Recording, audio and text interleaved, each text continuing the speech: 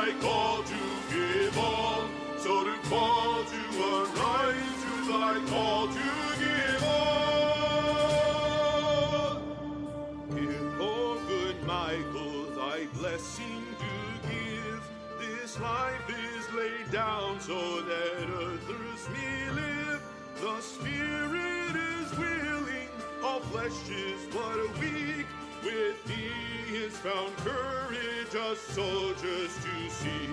With thee is found courage, us soldiers to seek.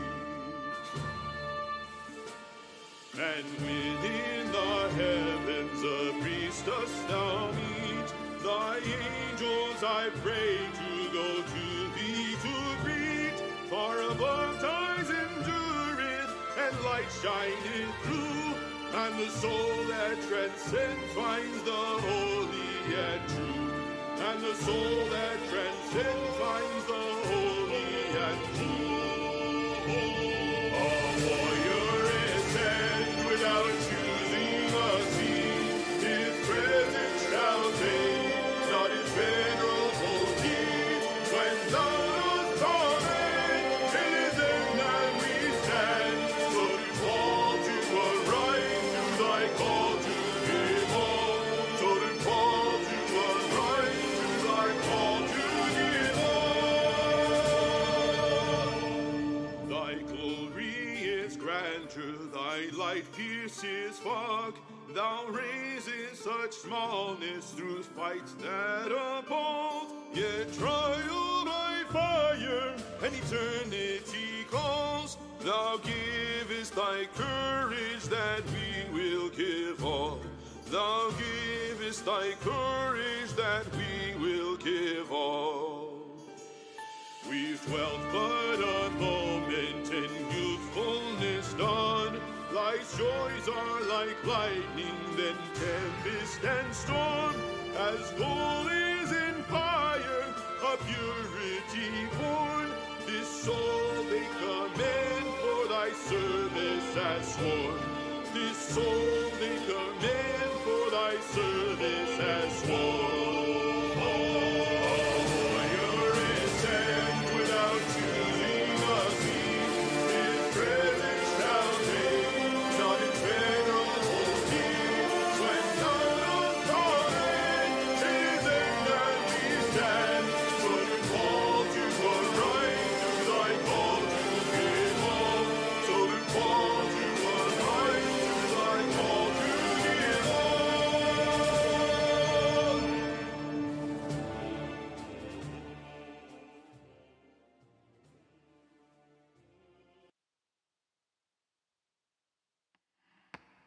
There once was a band that took to the road. The name of the band was Charlemagne's Sword. For epic tale is penned into court. To campaigning we shall go. Whoa! May well the weather may change and bring us storm, wind, hurricane straight. High, low, the years may age. To campaigning we shall go.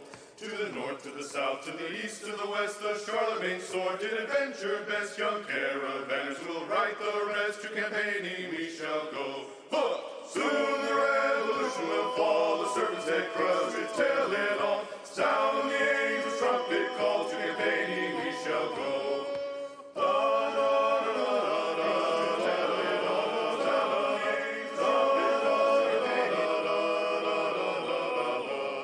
The band was as a band of brothers that confronted liberals and made them shudder. Face to face we made them stutter, to campaigning we shall go. Drag queens, BLM, socialists, abortionists, trans and Satanists, Pachamama and progressivists, to campaigning we shall go. Whoa! Soon the revolution will fall, the serpent's head crushed with tail and all. Sound the angel's trumpet call, to campaigning we shall go.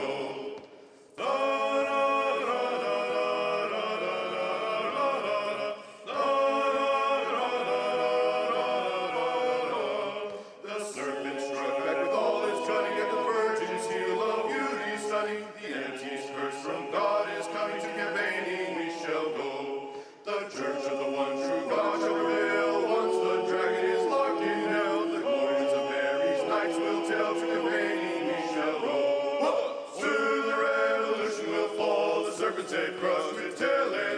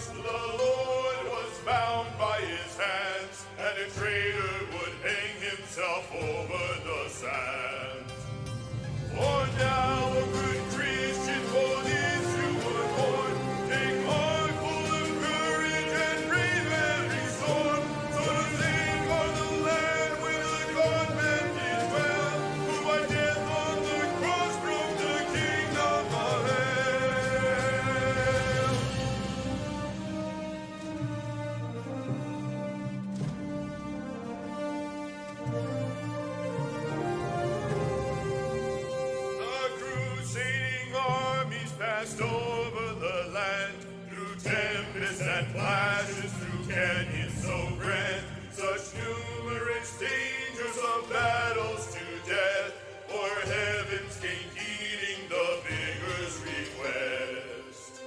As thunder the drums of the armies resound, as banners of nobles fly high from the ground, the rumble of horsemen in numerous file, the glint of their armor be seen for a mile. For now, good Christian, for this you were born, take heart full of courage and brave every storm, for to save our land where the God-man did dwell, who by death on the cross ruled the kingdom of hell. Thus castle by castle be conquered in time, till lastly was seen, O Jerusalem shine. At last then to Godfrey gave order to siege, the greatest of hardships to accomplish indeed. The first in the charge, sending foes to the judge, a lion-like warrior. Welcome to your Catholic Drive Time, keeping you informed and inspired. We love God, we ought to be able to talk about Him. getting you started on your day. With the latest in breaking news and information. From the Vatican to the White House and everything in between. It's serious, it's fun, it's your Catholic Drive Time. Now here's your host, Joe McClain. Praise be to Jesus Christ. Welcome back to Catholic Drive Time, keeping you informed and inspired. I'm your host, Joe McClain. So going to be on with you on this Monday, November the 21st, 2022. On the memorial, the presentation of the Blessed Virgin Mary. Praise be to God. Good morning. It is Thanksgiving week, which means probably a lot of folks aren't even listening right now. They're at home, or their kids aren't in school. They're just in vacation mode. I was got to hang out with my grandparents over the weekend and my dad. I'll tell you all about that in the after show. It was super cool. They gave me something incredibly special, and I'll share that with you in the after show. But nonetheless, it's going to be a great week. We have a lot of good content heading your way. Paul Kinkor is going to be back on the program this week. Looking forward to that. We're going to follow up on our Bella Dodd conversation. I was reading through as much of the book as I could, the rest of the book, because I read such a huge chunk for the last interview. I wanted to focus on Fulton Sheen and some of her early life as well. So we're going to talk about that with Paul Kinkor later this week. Today on the program, though, I don't know if you know this or not, but there are still massive rallies going on in Brazil. They are not happy about the election results down there. We're going to catch up with James Bascom from Tradition, Family, and Property to talk about what is going on there. How big are these protests? Is civil unrest on the agenda in Brazil? We're going to find out coming up at 35 past the hour. 15 past the hour, Mark Houck from the King's Mint's going to be on. We're going to talk about life post FBI raid and arrest. We're going to catch up with him. Join us if you can. Tito Edwards will be on at the top of the next hour. BigPulpit.com. What did the bishops do this time in their meeting in Baltimore? We're going to get the latest from BigPulpit.com in the next hour. Lots of stories in the news. Of course, there was a shooting at a LGBTQ plus club in Colorado Springs. 5 people were killed, 18 wounded. We're going to catch probably more details on that. Elon Musk has lifted the Donald Trump Twitter ban. Let him back on, along with some others like Babylon Bee and Project Veritas and others. Or Jordan Peterson's back, but guess what? My roommate Will. Your roommate Will got back on. Well, praise be to God for Will. Donald Trump, however, says, yeah, there's no reason to come back. I don't care. Whatever. Kari Lake says she's going to become governor after the attorney general there has called for election results to be investigated. Interesting turn of events. Knights of Malta chancellor submits to the Pope sweeping changes to the order's hierarchy and constitution. Boy, that order has been under severe turmoil for the past decade at least. It's not gone well, but anyway, good morning to you guys. Rudy Carlos, what's going on with you? Good morning. You know, I was meditating this weekend on holiness, and I wish I was as holy as my daughter. She's on a bread and water fast. Your daughter is? It's the only thing she eats. Bread and water? Wow. And peanut butter. Just imagine with it. Yeah. Is she still getting up for the divine office every morning, 4 a.m.? Yeah. She's doing this severe penance. She wakes up every 2 hours and then she prays a little bit and then goes back to sleep. So her praying is a little different. It's guttural screaming sometimes. I don't know. Now, for clarity, though, when you say penance, do you mean hers or yours? We're suffering together. You're suffering together. We're in this together. You're in this together. Speaking of suffering, Adrian Fonseca's here on the ones and twos, suffering along with us. Good morning to you, Adrian. Praise be to God. It's good to be here. Yeah. Speaking of guttural screaming and suffering, please, in your charity, pray for my brother.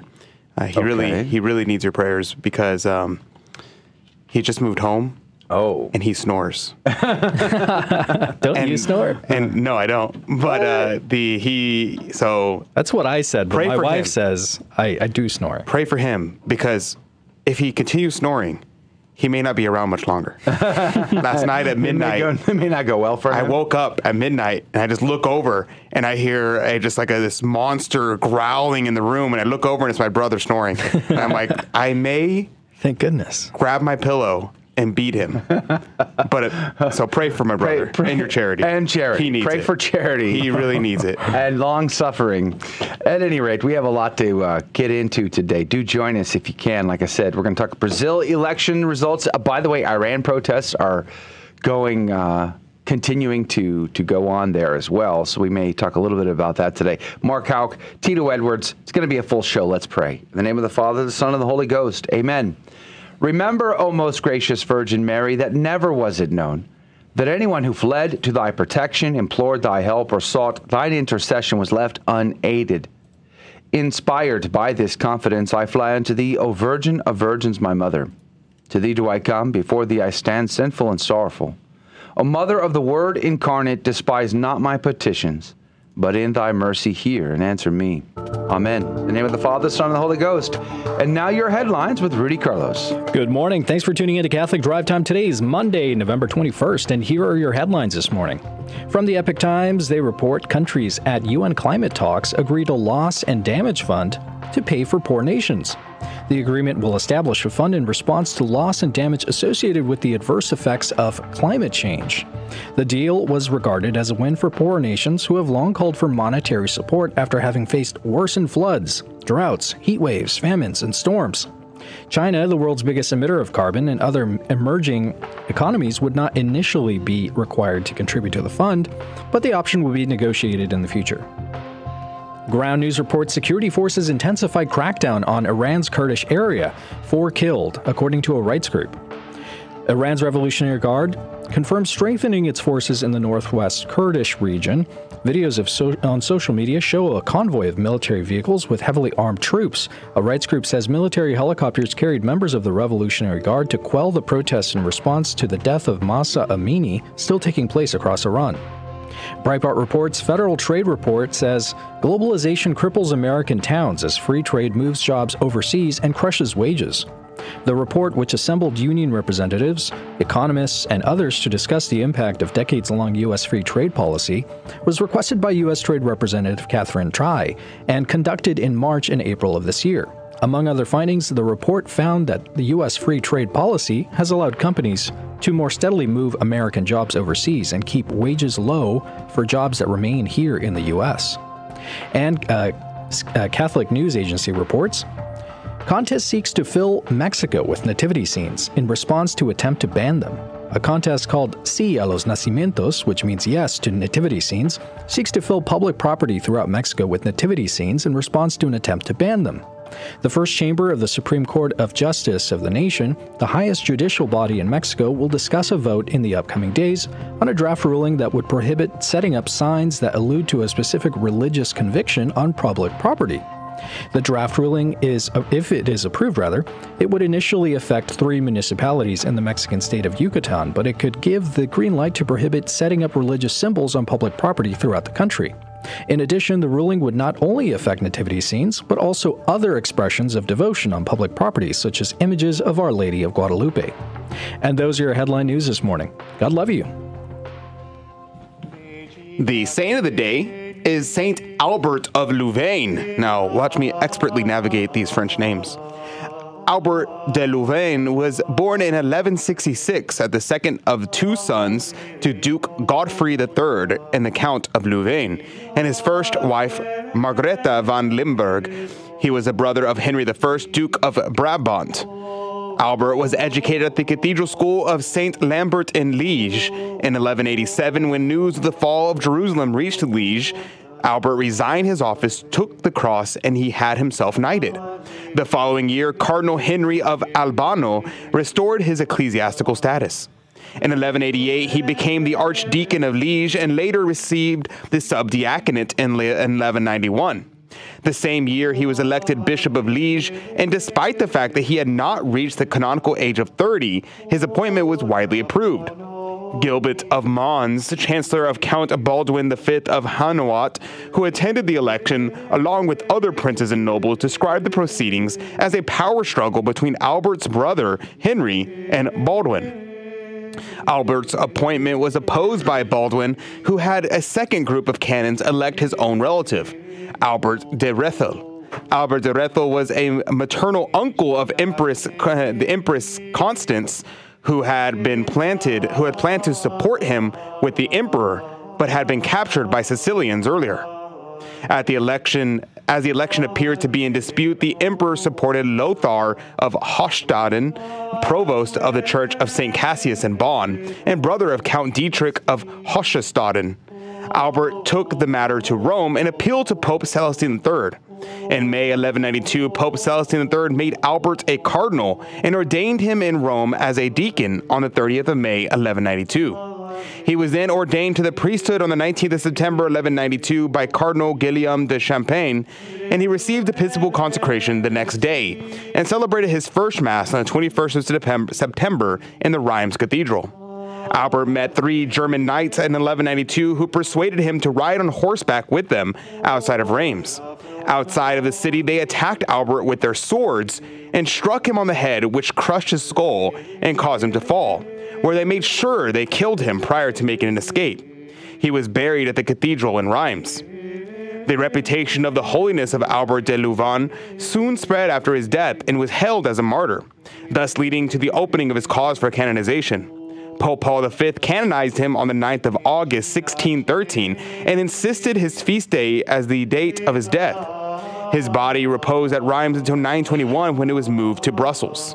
St. Albert of Louvain, pray for us. Praise be to God in all things. The gospel today comes to us from Matthew 12, 46 through 50, the optional gospel today.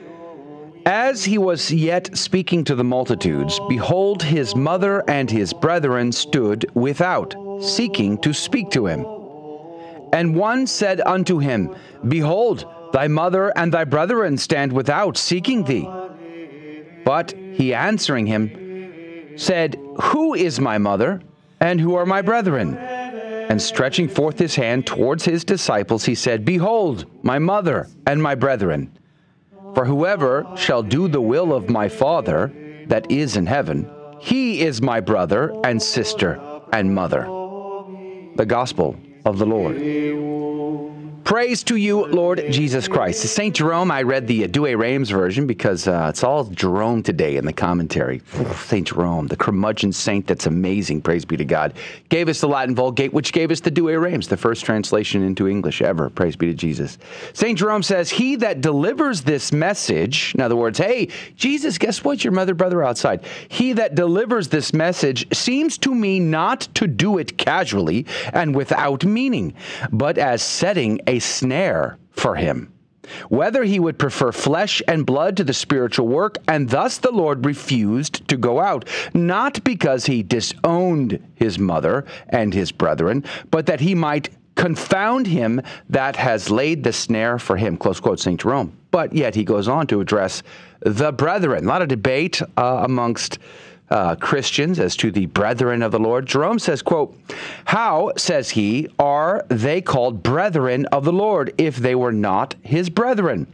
But now it should be known that in divine scripture, men are said to be brethren in 4 different ways: by nature, by nation, by kindred, and by affection.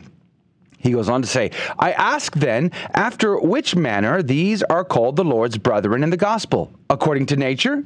But Scripture saith not, neither calling them sons of Mary nor of Joseph. By nation? But it is absurd that some few out of all the Jews should be called brethren, seeing that all the Jews who were there might have thus been called brethren.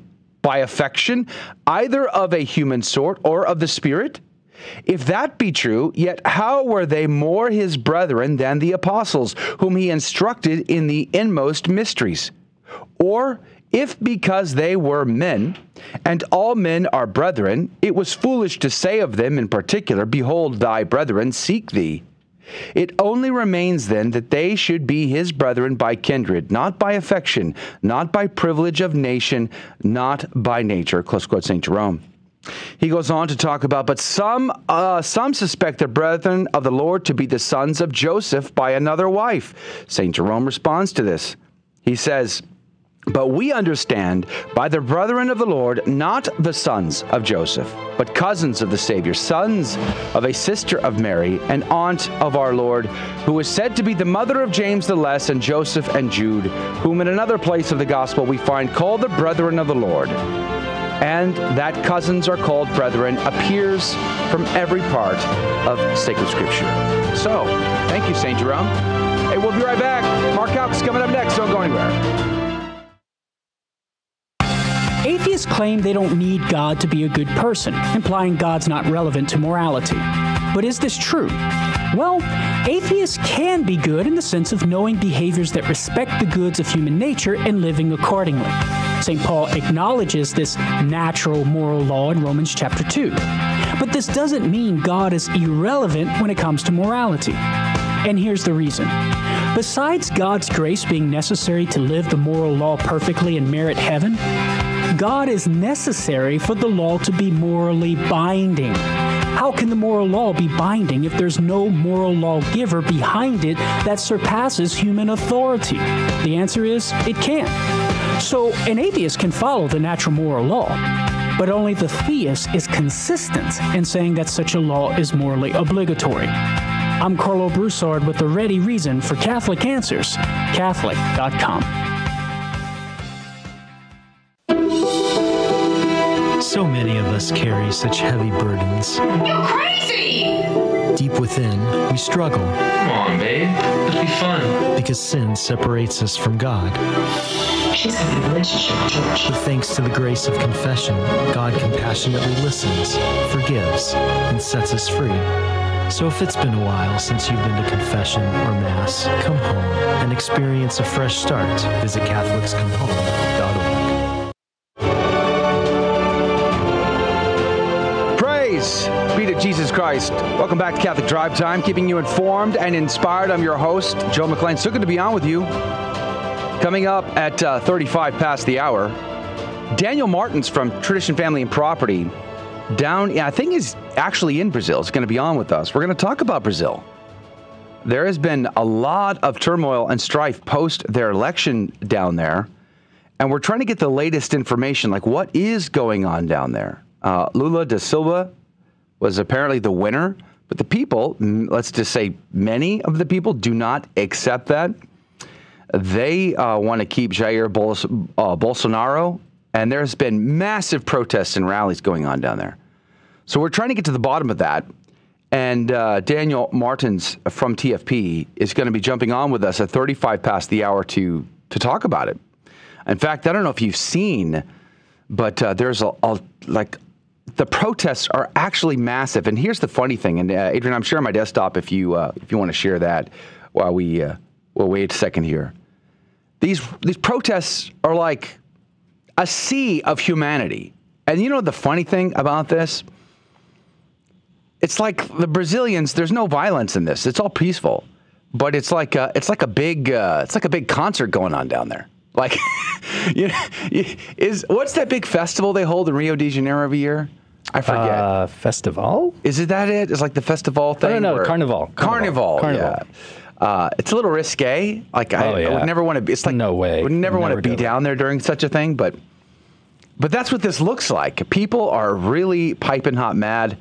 Truckers are protesting. Banks have started to freeze accounts. It's been a very sounds familiar tumultuous situation. So we've tried to find the information on it, but what's interesting is it's hard to find that information. We're not really seeing it in the headline news. It's not really in the mainstream media. It's not really covering it. So we've looked for some sources, and Daniel Martin's going to be joining us to give us the inside scoop. So that's coming up. Stick around for that. Also, we're here in a second. Mark Houck is going to be jumping on with us to get the latest information on what life post FBI raid is like. So we're waiting for him to join us at any moment. Now, you might recall I guess it was September. It was about 2 months ago now.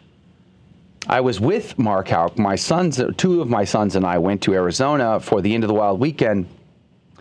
And we were on mission trip out there serving on the team. And then the very week he returns, the Friday after we were together, he is raided by a bunch of officers. We still don't know how many. But there was, 15 or so officers that showed up at his door, even though he had been, through his attorney, volunteered himself to turn himself in months prior. And nonetheless, they still showed up. So it was a pretty hair-raising situation for his family. And it's been a wild ride since. So we wanted to kind of catch up with him and see how he's doing. And I think he's just about to join us now. Good morning to you, Mark Houck. How are you? Hey, brother. How are you? Good morning. Sorry I'm late. Yeah, praise be to God. It's good to see you again. So we were just getting caught up, and I don't know what you can and cannot share with us, and whatever you can't, that's fine. Sure. Praise be to God. But what can you tell us about? Let's start with the day of. What was that like for you and for your family? So the day of the raid was September 23rd, and it was surreal, of course. It was unexpected. I woke up about 6:30 because we had co-op that day as a homeschool family. And I came down to put a quiche in the oven to get my kids off to a decent start with a little bit in their bellies.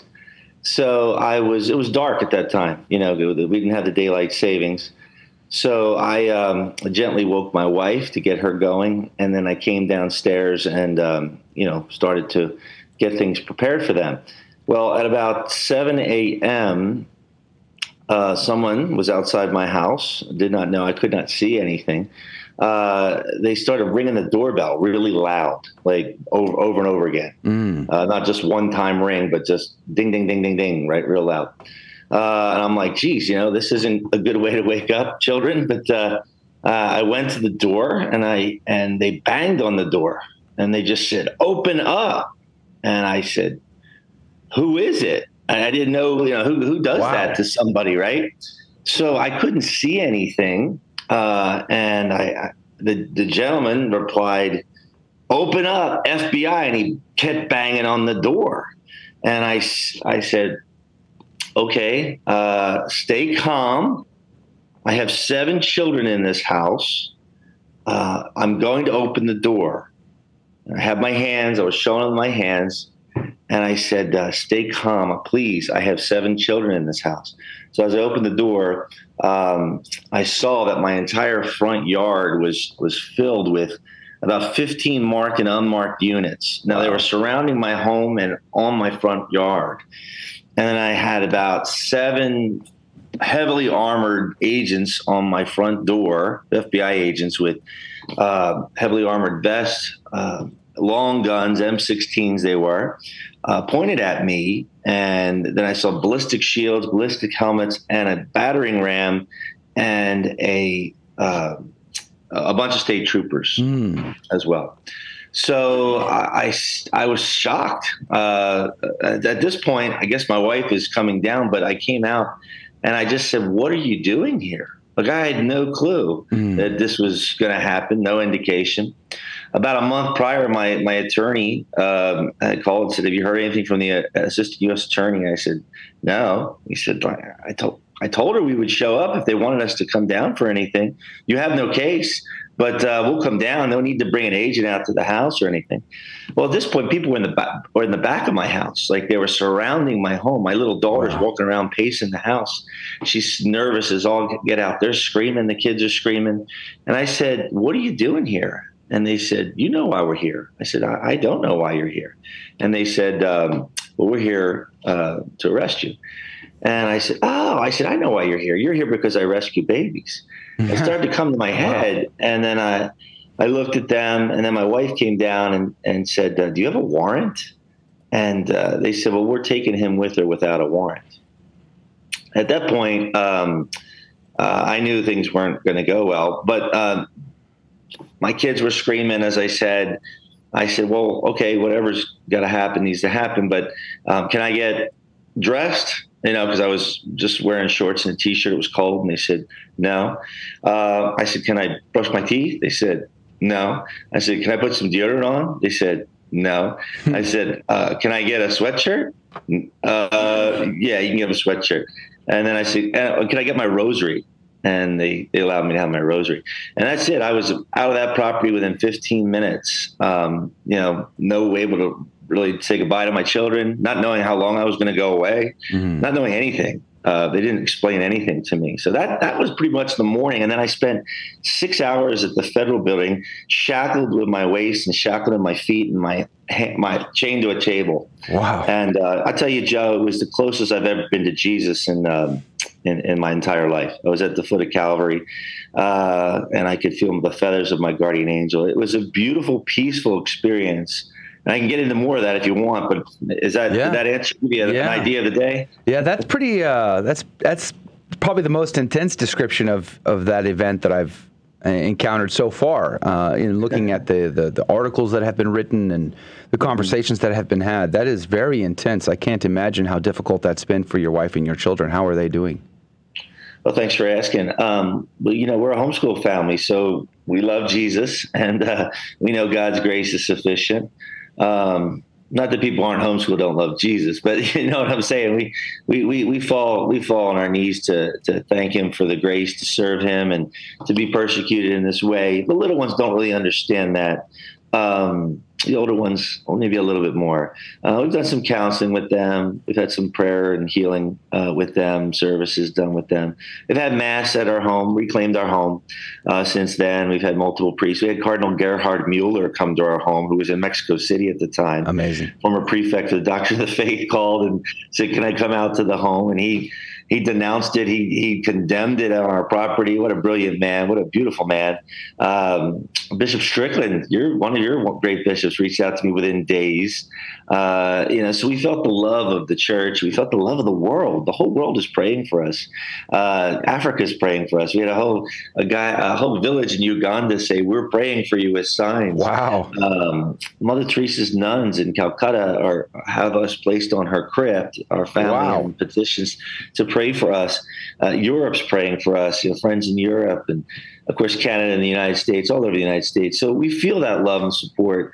The kids are going to continually be, traumatized by it in their own little way as things trigger them. Maybe the next time they see a police officer, it might trigger something.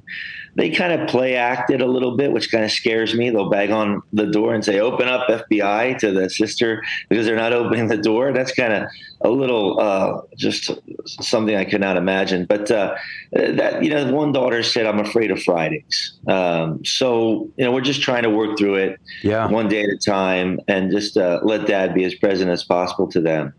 I'm grateful that it didn't turn out worse. In the state of Texas, if someone bangs on the door and rings the doorbell repeatedly at that time of the morning, it doesn't say first, hey, federal authorities outside. They don't say that first. In Texas, we show up with a gun to the door to figure out who's banging on our door. That could have gone infinitely worse. It was completely reckless. Whoever authorized it, first of all, I'd have to be a drug lord of some sort to get that kind of arsenal at my home, or Osama bin Laden, something like that. But it was completely reckless. It's amazing someone didn't get shot that morning. What if my little ones were running through and grabbed an airsoft gun and thought this might be interesting to show off the guns in the home, that were toy guns? You know what I mean, Joe? It could have gone any way. Thanks be to God, it was calm. There's peace. So we're down to a couple minutes left with Mark Houck from the Kingsmen. What's the status? What can you tell us about where you're at now? Sure. Well, we're pending trial, January 24th. There's a jury trial in Philadelphia. It's just kind of a holding pattern. The attorneys are, interviewing people and so forth. And I just continue to do the work that I'm called to. I really can't obviously talk about the case because that would be imprudent. But suffice it to say, they have no case. Suffice it to say that we're just praying for a good outcome. But we don't know these things. It's an earthly court. It's not the heavenly court. So we don't know how things are going to go. But we trust in God's goodness. But we're just waiting January 24th. The charges are pretty significant. They are trying to get you to, I think it's like an 11-year sentence hanging over your head. What are you facing? Yeah, so it's a 10-year charge with a federal felony FACE Act violation, which is freedom to access to clinic entrances, which Bill Clinton used in the 1990s against pro-lifers. Mm-hmm. And there's no case there because I wasn't even near the entrance to the facility, nor was I even with anybody coming out of the facility that I would be preventing. So there's that. And then there's an additional year, simple assault with intent to harm that adds the 11. And that was because there was an altercation because of someone who was harassing my son, who was from the building. And then there's a $350,000 fine attached to both those, total $350,000. So, wow. Yeah, we don't know how it's going to go. Well, we continue to pray for you and your family, Mark, and pray for a great outcome. I think the upside is there's been a tremendous amount of attention brought to the Kingsmen, which you can find linked up at thekingsmen.org. That's thekingsmen.org. Mark Houck, God bless you. Thanks for joining us this morning. All right. That's going to do it for that. We'll be right back. Don't go anywhere. This is Dale Ahlquist with a Chesterton Minute. Have you ever noticed that most people think that rules apply to others but not to themselves? They always consider themselves to be the exception. But what ends up happening is that everybody is an exception, and so the rules don't apply to anybody. The result is something worse than chaos. It's a loss of all the categories of respect and justice. G.K. Chesterton says that when the exception has become the rule, that is the worst of all possible tyrannies. When the cardinal, formerly known as Ratzinger, gave his final homily before the papal conclave, he said, "We are living under the tyranny of relativism." What is relativism? It's when there are no rules, only exceptions. The man about to become Pope was echoing Chesterton exactly. Want more than a minute? Chesterton.org. Ladies and gentlemen, this is your captain speaking. We're currently cruising at 39,000 feet. We'll turn that seatbelt sign off for you and let you move about the cabin. Looks like we're about 2 hours and 10 minutes from landing. Plenty of time for you to pray for vocations to the priesthood. Wouldn't it be great if everyone prayed daily for priestly vocations? Why not start today? A friendly suggestion from Guadalupe Radio Network. Welcome back to Catholic Drive Time, keeping you informed and inspired. And now more headlines. The Daily Signal reports Mike Lee from Utah urges GOP senators who voted for radical marriage bill to have courage to protect free exercise of religion. He says, quote, "The free exercise of religion is absolutely essential to the health of our republic." The senator wrote in a Dear Colleague letter signed by 20 of his Republican colleagues, saying we have to have the courage to protect it. The letter notes that Obergefell did not make a private right of action for aggrieved individuals to sue those who oppose same-sex marriage or create a mandate for the Department of Justice to sue where it perceived an institution opposed gay marriage. But the Respect for Marriage Act will, the senator warned. What we can expect, should this bill become law, is more litigation against those institutions and individuals trying to live according to their sincerely held religious beliefs and moral convictions. Ground News reports Qatar bans sale of alcohol at stadiums 2 days before World Cup.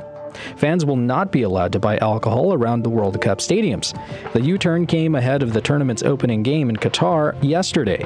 The sale of alcohol is strictly controlled in Qatar and is only allowed in the Muslim nation within the hotel bars and restaurants away from street view. And the Epoch Times reports Area 51 website owner speaks out, says armed feds raided his home.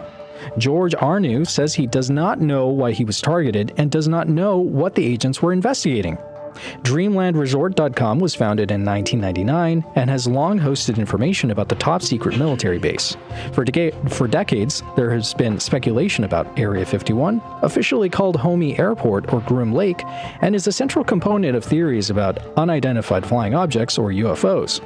The website includes directions to the area, photos, and links to radio frequencies. Arnu added, saying, quote, "I'm not sharing anything on my website that cannot be found on dozens of other websites and news outlet publications. Considering how this went down, I have no intention of removing any more material unless ordered to do so by a federal judge," unquote. Those were our headline news this morning. God love you. Praise be to God in all things. Thank you, Rudy, for keeping us up to date. Joining us right now via Zoom chat is Daniel Martins from the Plinio Institute. I want to talk about Brazil. A lot of things are going on there that the rest of the world doesn't seem to know about because it's not being covered much in the major media outlets. And yet massive rallies are happening down there. I mean, really massive. Daniel, good morning to you. Good morning, Joe. Good morning, all this fantastic audience of the Guadalupe Radio, right? Yeah, praise be to God. And yes. Thank you for your time today. Oh, it's my pleasure to be here. Now, Brazil situation is really, really intense. Now, you are from Brazil, is that correct? Yes. Okay. So tell us, what is the deal? Now, there was an election, and Lula da Silva was the official winner of that, and Jair Bolsonaro was not the winner, technically or officially, and yet the people seem to be not happy with these results. They are protesting on a big scale, and furthermore, if I'm not mistaken, I would love to get your take on this. Bolsonaro has not actually accepted the results or officially said one way or the other what he thinks of this. Tell us what's going on. Yes, well, the situation is really confusing even to explain because, yes, there was an election. Bolsonaro has said something that he thanked all the people who voted for him. It was a very, very tight result. I think 50.9 against 49 point something. Well, it was very, very tight. It's a difference of 2 million votes in a country that has a large population. Our population now is 250 million people. But the fact is that the electoral system was already being denied legitimacy from the beginning. For 4 years, it has been denied legitimacy. So Bolsonaro his speech, it was kind of ambiguous. So until today, after his first speech, like 2 days after the elections only, people still don't know exactly what his official position is because several lawsuits and measures are being taken to deny the results. But what makes it complex is that not only are people unhappy now, but people have been demonstrating all these years long. For example, last September the 7th, people were they were massively on the streets. I mean, I'm from Brasilia, the capital. I've never, like this picture is showing now, this one is from September the 7th. I've never seen so many people in that city gathered in a demonstration. And the demonstration was against the Supreme Court, actually. Supreme Court in Brazil has 11 justices, from which 9 were appointed by Lula's party when he was in power. And they are simply going against the law every day. For example, I'll give you some examples.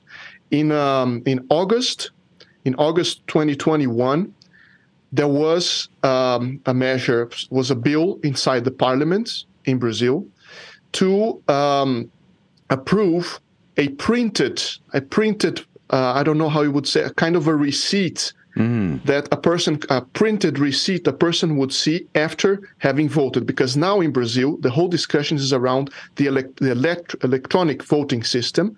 The person presses there the number of the president, for example, and then, well, the person has supposedly voted. But there are several denunciations of fraud in in the softwares and the things. And in order to solve that problem, Bolsonaro and the right-wing people, they wanted to approve this measure whereby after voting the electronic machine, something would be printed that you could see, although not touch, so that could be checked in case of doubt after the election. Now, a Supreme Court justice went to Parliament and started pressuring a huge part of the, a big part of the congressmen who had lawsuits in the Supreme Court going on to pressure them not to approve that. Wow. Although the people were massively on the streets saying, approve that, approve that, approve that, they did not approve of that. And that was one of the first things. Well, another thing actually that happened before was the release of Lula from jail by a lawsuit that was completely illegal. They did not declare him, the Supreme Court did not declare him innocent. They just declared that first, you can only be put in jail after 3 instances of justice. So after you were condemned 3 times, whereas in Brazil, after you are condemned twice, you go to jail. But no, they changed that so that Lula could be released. And from that moment on, that was 2019, everyone was saying, well, they released Lula so that they could elect him. So after that, every couple of months, there was a new measure that made Lula eligible again. Wow, it's like they're it's crazy. It's like they're moving the goalposts there. Exactly. So it was not simply that people are protesting, oh, I'm sad because Lula won. It's the people are already protesting a long time because of that. Let me ask you this, Mr. Martins. Here in the United States, electronic voting has more or less become more of a commonplace thing. And we've seen a lot of different instances where that was unreliable. How long has electronic voting been a thing in Brazil? It has been a thing for around 20 years, 18 years or something. And the more elections there are, the more suspicion there is, especially after the Workers' Party, PT, Partido dos Trabalhadores, that's why PT, Worker Party, the party of Lula, came into power. The general feeling is that his ideological support, especially after the scandals of corruption that took him to jail, the feeling is that the ideological support for his party is simply is very low. But the votes go on happening for him. So people and families and the social media, etc., are going more and more to the right side, especially in terms of family, of life. For example, 70%, recent poll, 70% of Brazilian people are against abortion. Now, Lula is known as being pro-abortion. How come such a tight result? So all these things throughout the years have made people more and more suspicious about the electronic vote. So I'm not saying there has never been or that there are that there is fraud in the system. I'm not saying that, but an election in a system of representative democracy, you need to have a way of checking, and this system has no way of to audit, and that's the point. And because the left, many of these countries like Venezuela, etc., using also partly or entirely the electronic system, the left has been kept in power for so long. And of course, people are saying, well, if Venezuela is like this, if the other countries like this, what is going on in our country? Yeah, hold that thought. Mr. Daniel Martins from the Plinio Institute is with us. We're talking about the election results in Brazil, but specifically the aftermath Massive rallies still going on down there, trucker protests and much, much more. We're going to continue this conversation right after this break. Don't go anywhere. More Catholic Drive Time is headed your way. I've been listening to Guadalupe Radio for a couple years now, and I think it was a bumper sticker I saw in somebody's car one time, and it's a radio station that I don't have to be concerned about or worried about. When the kids and I are driving, I don't have to worry about inappropriate items. It's just the opposite. It's educational. I've learned so many different topics and on different subjects that I couldn't believe being a Catholic and being baptized as a child. There's so many things I didn't know, and now in these past couple of years that I've been listening in, I've learned so much. Hello, this is Steve Gleason with your 1-minute tool for Catholic evangelism. Here's the question for your non-Catholic friend. If Jesus brought 2 of the greatest Old Testament saints to meet with 3 of the greatest New Testament saints at the Mount of Transfiguration, can you say with any assurance that they were not alive, aware, and able to communicate? So here's your 3 best friendship tools for Catholic evangelism. Number 1, the Bible. Luke 9 says, quote, 2 men, Moses and Elijah, appeared in glorious splendor talking with Jesus. Did you catch that? They were talking with Jesus. That means they have cognitive capability. Secondly, heavenly friends. Those in heaven long for your prayer requests. Their intercession far exceeds your best friend's prayers here on earth. Sorry to say that. And thirdly, a pesky comeback. Well, Oral Roberts University has the prayer tower. TBN has a prayer department. Your home church probably has a prayer hotline. Well, guess what? Heaven has on-demand, pure, unselfish prayer warriors known as the Great Cloud of Witnesses. They're waiting on you.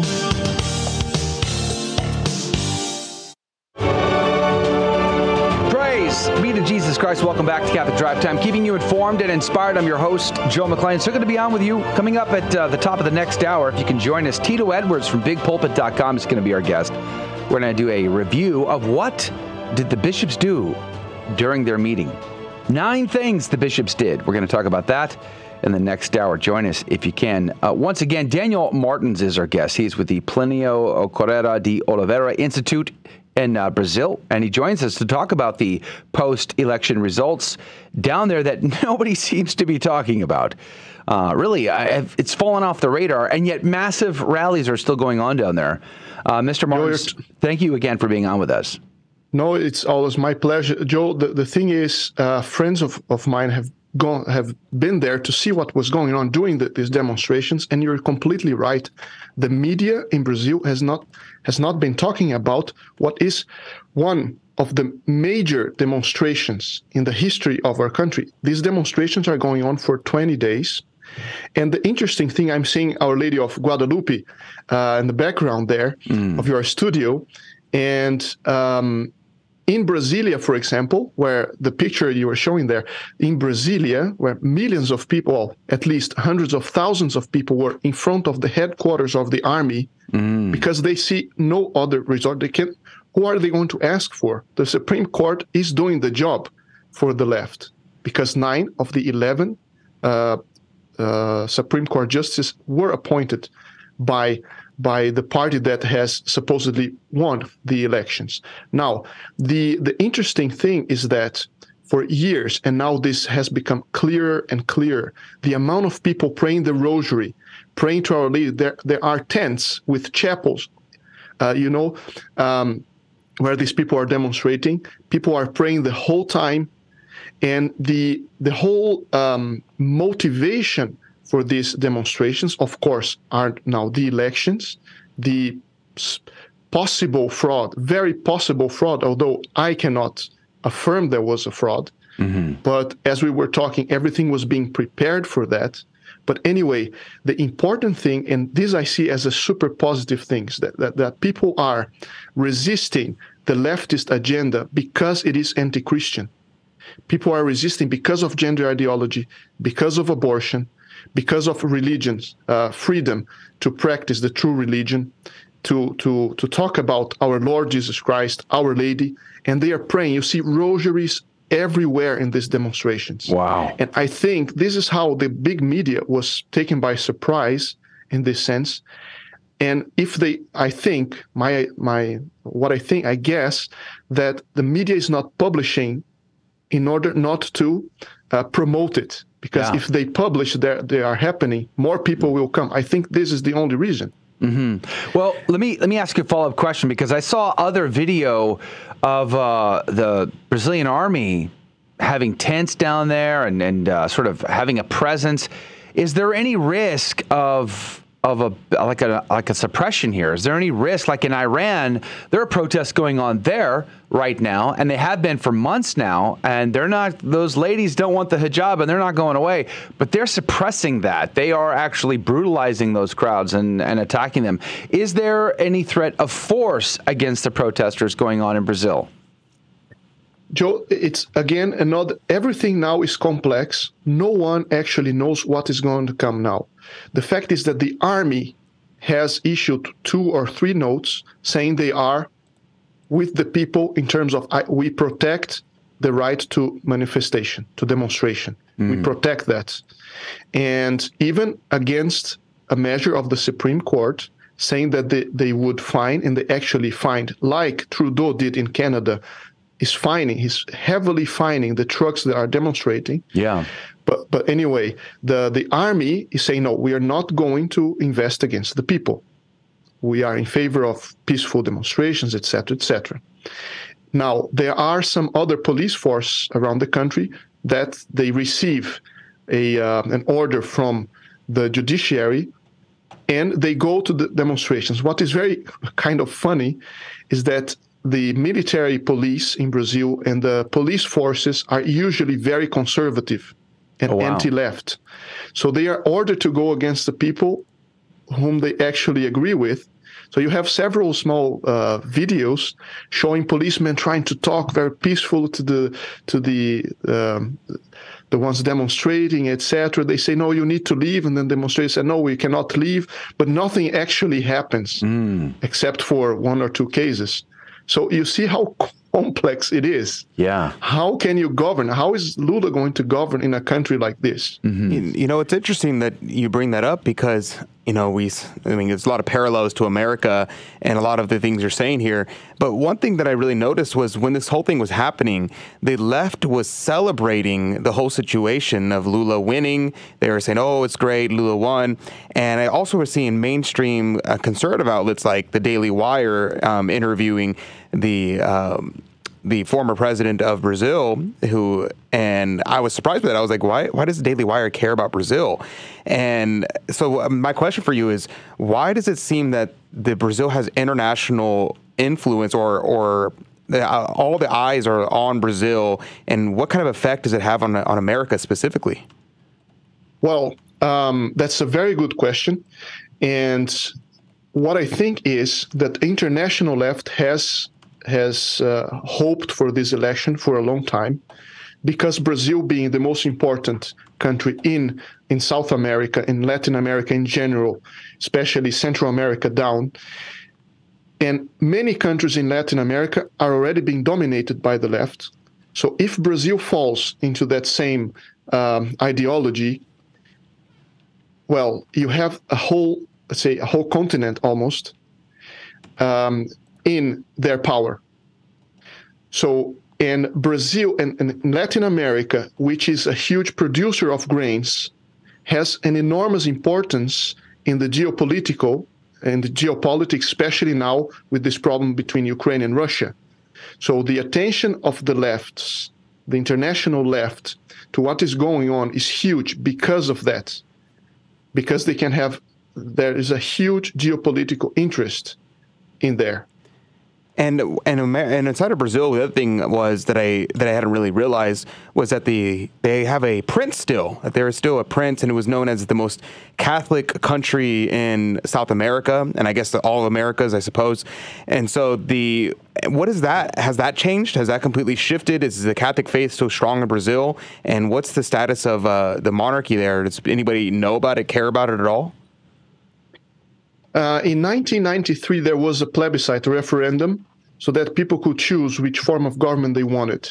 Now, monarchy had been made legal again in Brazil some years before. Oh, wow. So they didn't have any way of organizing themselves in a very efficient way, given the short notice, let's say.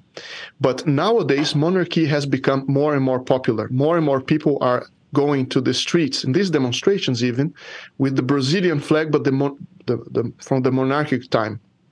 And Dom Bertrand of Orleans Bragança, he is the chief of the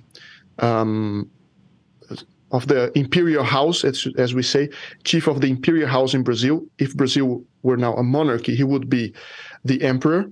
He is a devout Catholic. We are honored. He is a member of our institute, and he is very active in defending private property, the right of private property, defending the Catholic faith in the public realm.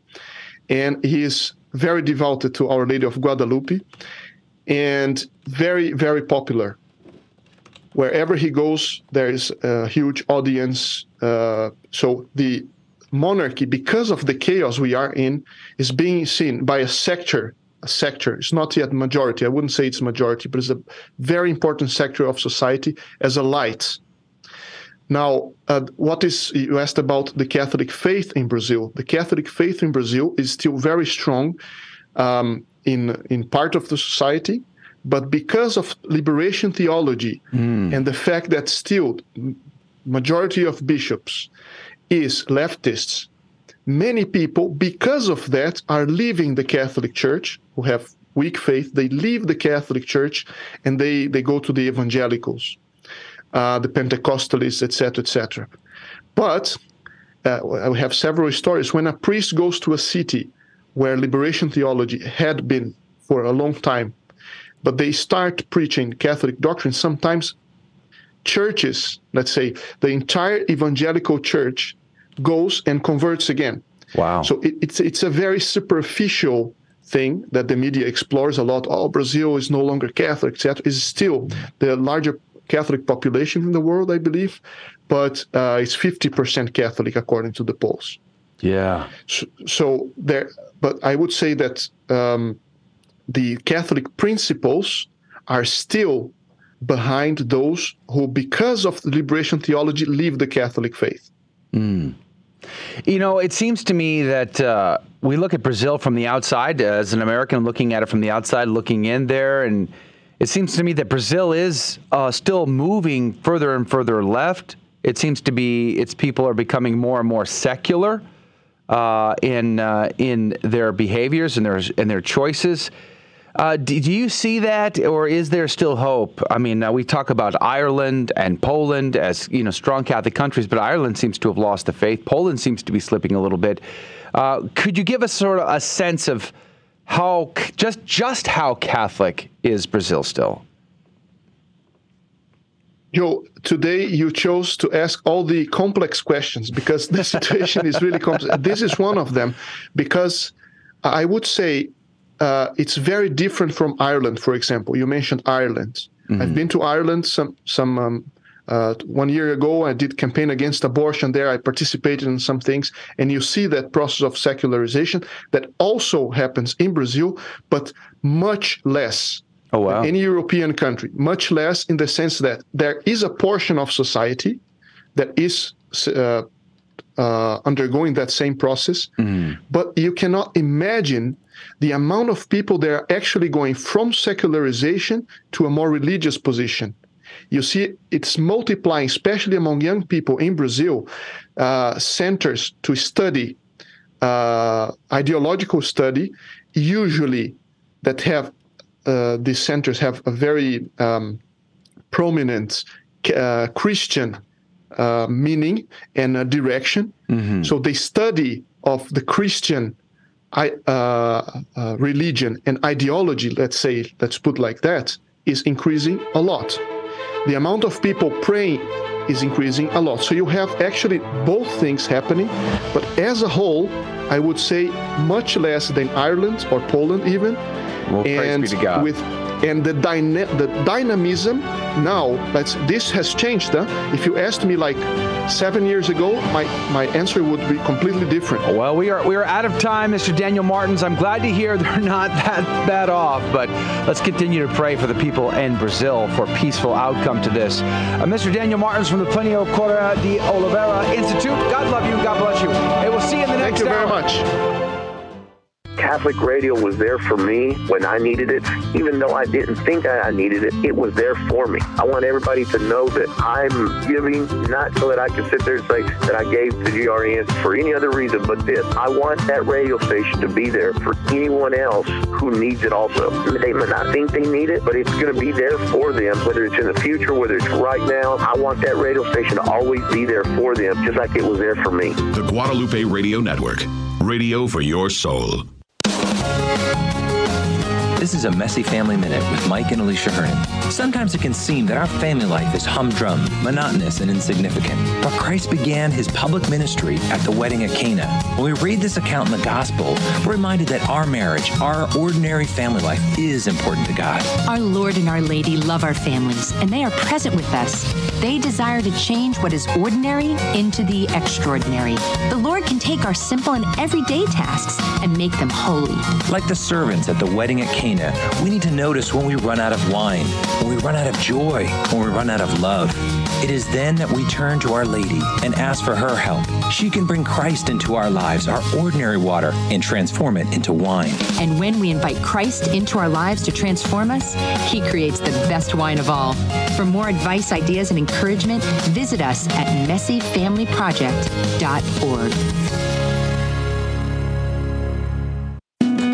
Donnie, who was the first pope to whom Jesus said, "You are the rock upon which I will build my church"? St. Peter. And who is the current pope? Pope Francis. As parents, we're the primary educators of our Catholic faith to our children. And if you don't know your Catholic faith as well as you should, that's okay. Just tune in daily to the Guadalupe Radio Network by logging online to grnonline.com. The Guadalupe Radio Network. Listen, learn, love, and pass it on.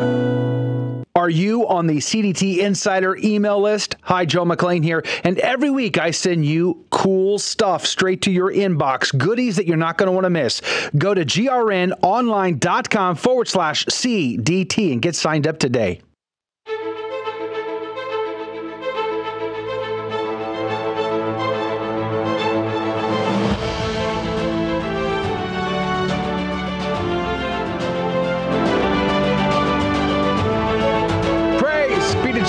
Welcome back to Catholic Drive Time, keeping you informed and inspired. I'm your host, Joe McClain. So good to be on with you.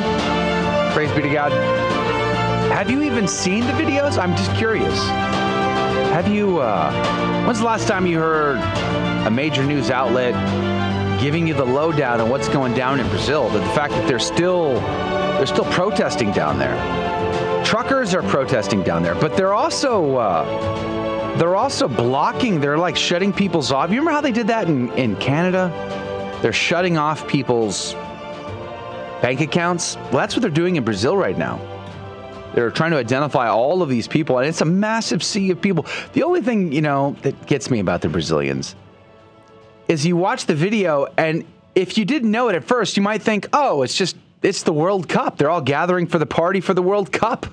It's just the big festival because they're all wearing their colors, the green and the yellow, and they've got their flags out. It's a big deal. It's a big festival in some ways, but they're actually protesting down there, and I wonder how many people even know that they're still doing it. You'd think if you watch the mainstream news that everybody just moved on, but that's not the case. There is quite a big. The only real question in my mind, I guess, is what's the outcome here?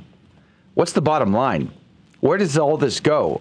Is the government, and we didn't have a chance to ask that to Mr. Daniel Martins, but college US, is the government just going to wait until everything's over? Like just die down, the enthusiasm drops off? Because at some point people have to go back to their life. They got to go back to work. They can't just stand in the square all day holding signs. How long will that last? Well, in Iran, I don't know if you know this, but there's protests going on there still. The morality police have had a brutal record of beating the women who do not want to wear their hijabs. Well, I guess it's gotten to the point there where more and more people in society are like, let's just accept it and move on. Accept it meaning that they're not going to wear their hijabs anymore and move on. Because there's still protests going on there, again, not being reported. And they just firebombed, last week they firebombed one of their revolutionary founding fathers' houses. and they're not going quite into the night, and they're months into it now. So it'll be interesting to see what happens in Brazil. And thankfully, so far, as Mr. Daniel Martins pointed out, it's peaceful, and the military is not going to crack down on them. I hope that remains to be the case, but I guess we're going to have to keep eyes on that. But it begs that question, golly gee whiz.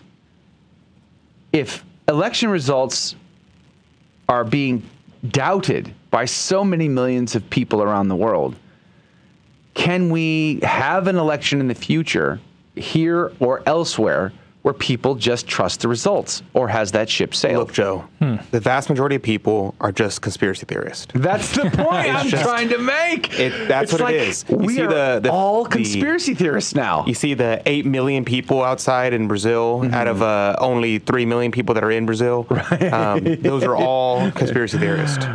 I have a conspiracy Maybe the minority is the actual conspiracy theorist. Yeah, maybe. I have a theory about Iran. You do? I'll talk about it in the after show. You don't want to talk about it now? Okay, all right. I'll try and Can you put your tinfoil hat on, please? I'll try and put it quickly. Yeah. All right, check it out. So the American relations with Iran have deteriorated because they didn't want to continue these nuclear talks, right? To get them nuclear. Kidding. So instead, I don't know, some alphabet agency has created a revolution over there. Really? Some unrest to kind of throw things around. I see. Who knows? By the way, I don't have any information about that at all. So this is just a complete crazy conspiracy theory. I see. If the alphabet agencies are becoming alarmed because I stumbled on something, I didn't mean to do that on purpose. Okay? Don't raid my home. Don't raid my house. Yeah. At any rate, well, in the after show, we may talk about this and whatever you're interested in discussing. You can join us at 30 past the hour on one of our live video feeds. And I'm going to share with you what my grandfather, through my dad, gave to me on Saturday that I thought was so cool and so special. That's coming up in the after show. But at 15 past, we are going to try to play the game show, just so you know. It's Thanksgiving week, but we do have prizes to give away, and you could win.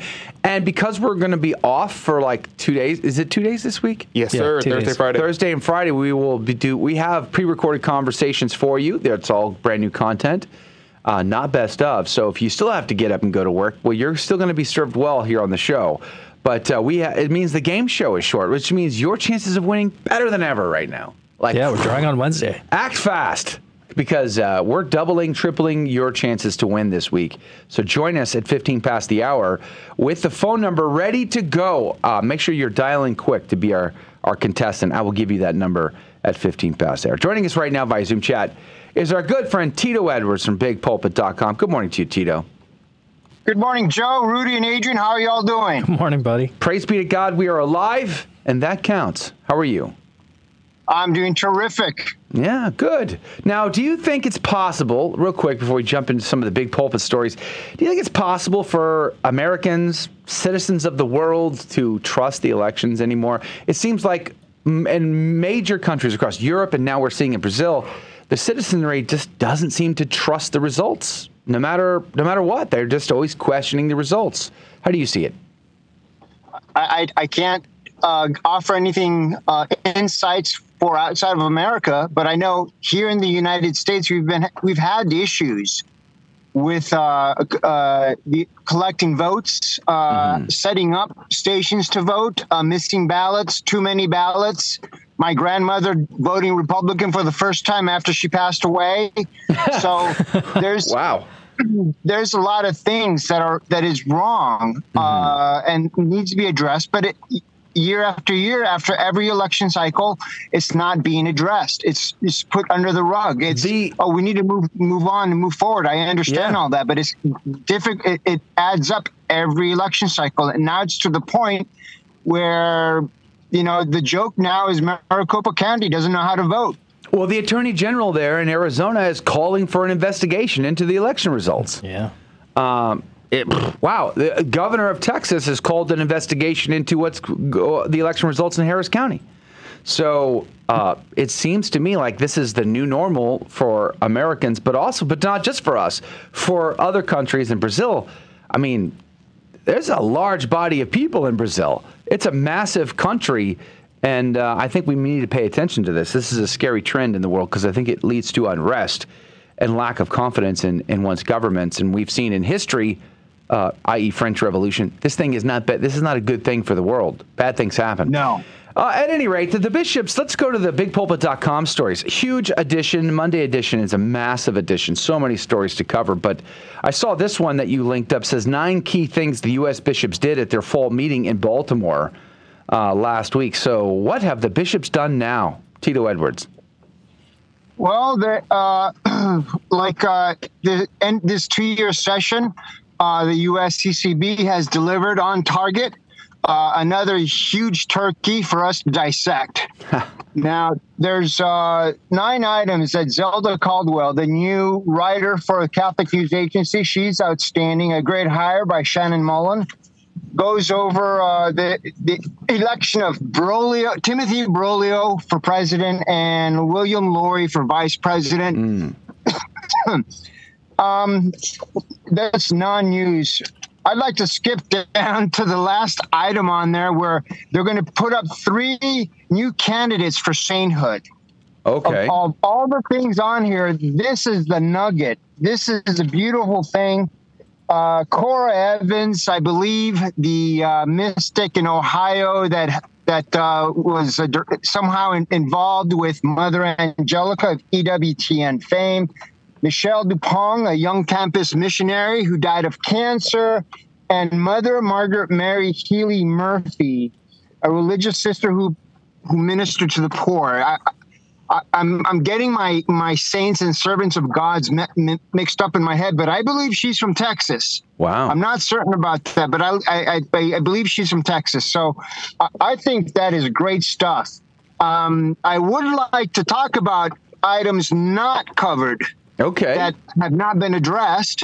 I see. Like the CCHD, the fund that they give to non-Catholic organizations to further the agenda of God, and they continue to hand out millions and millions of your donations to organizations that promote same-sex marriage, that promote abortion, that promote many items that go against the 10 Commandments and what the Catholic Church stands for. Did they have a debate about that at all during their meeting? Not that I am aware of.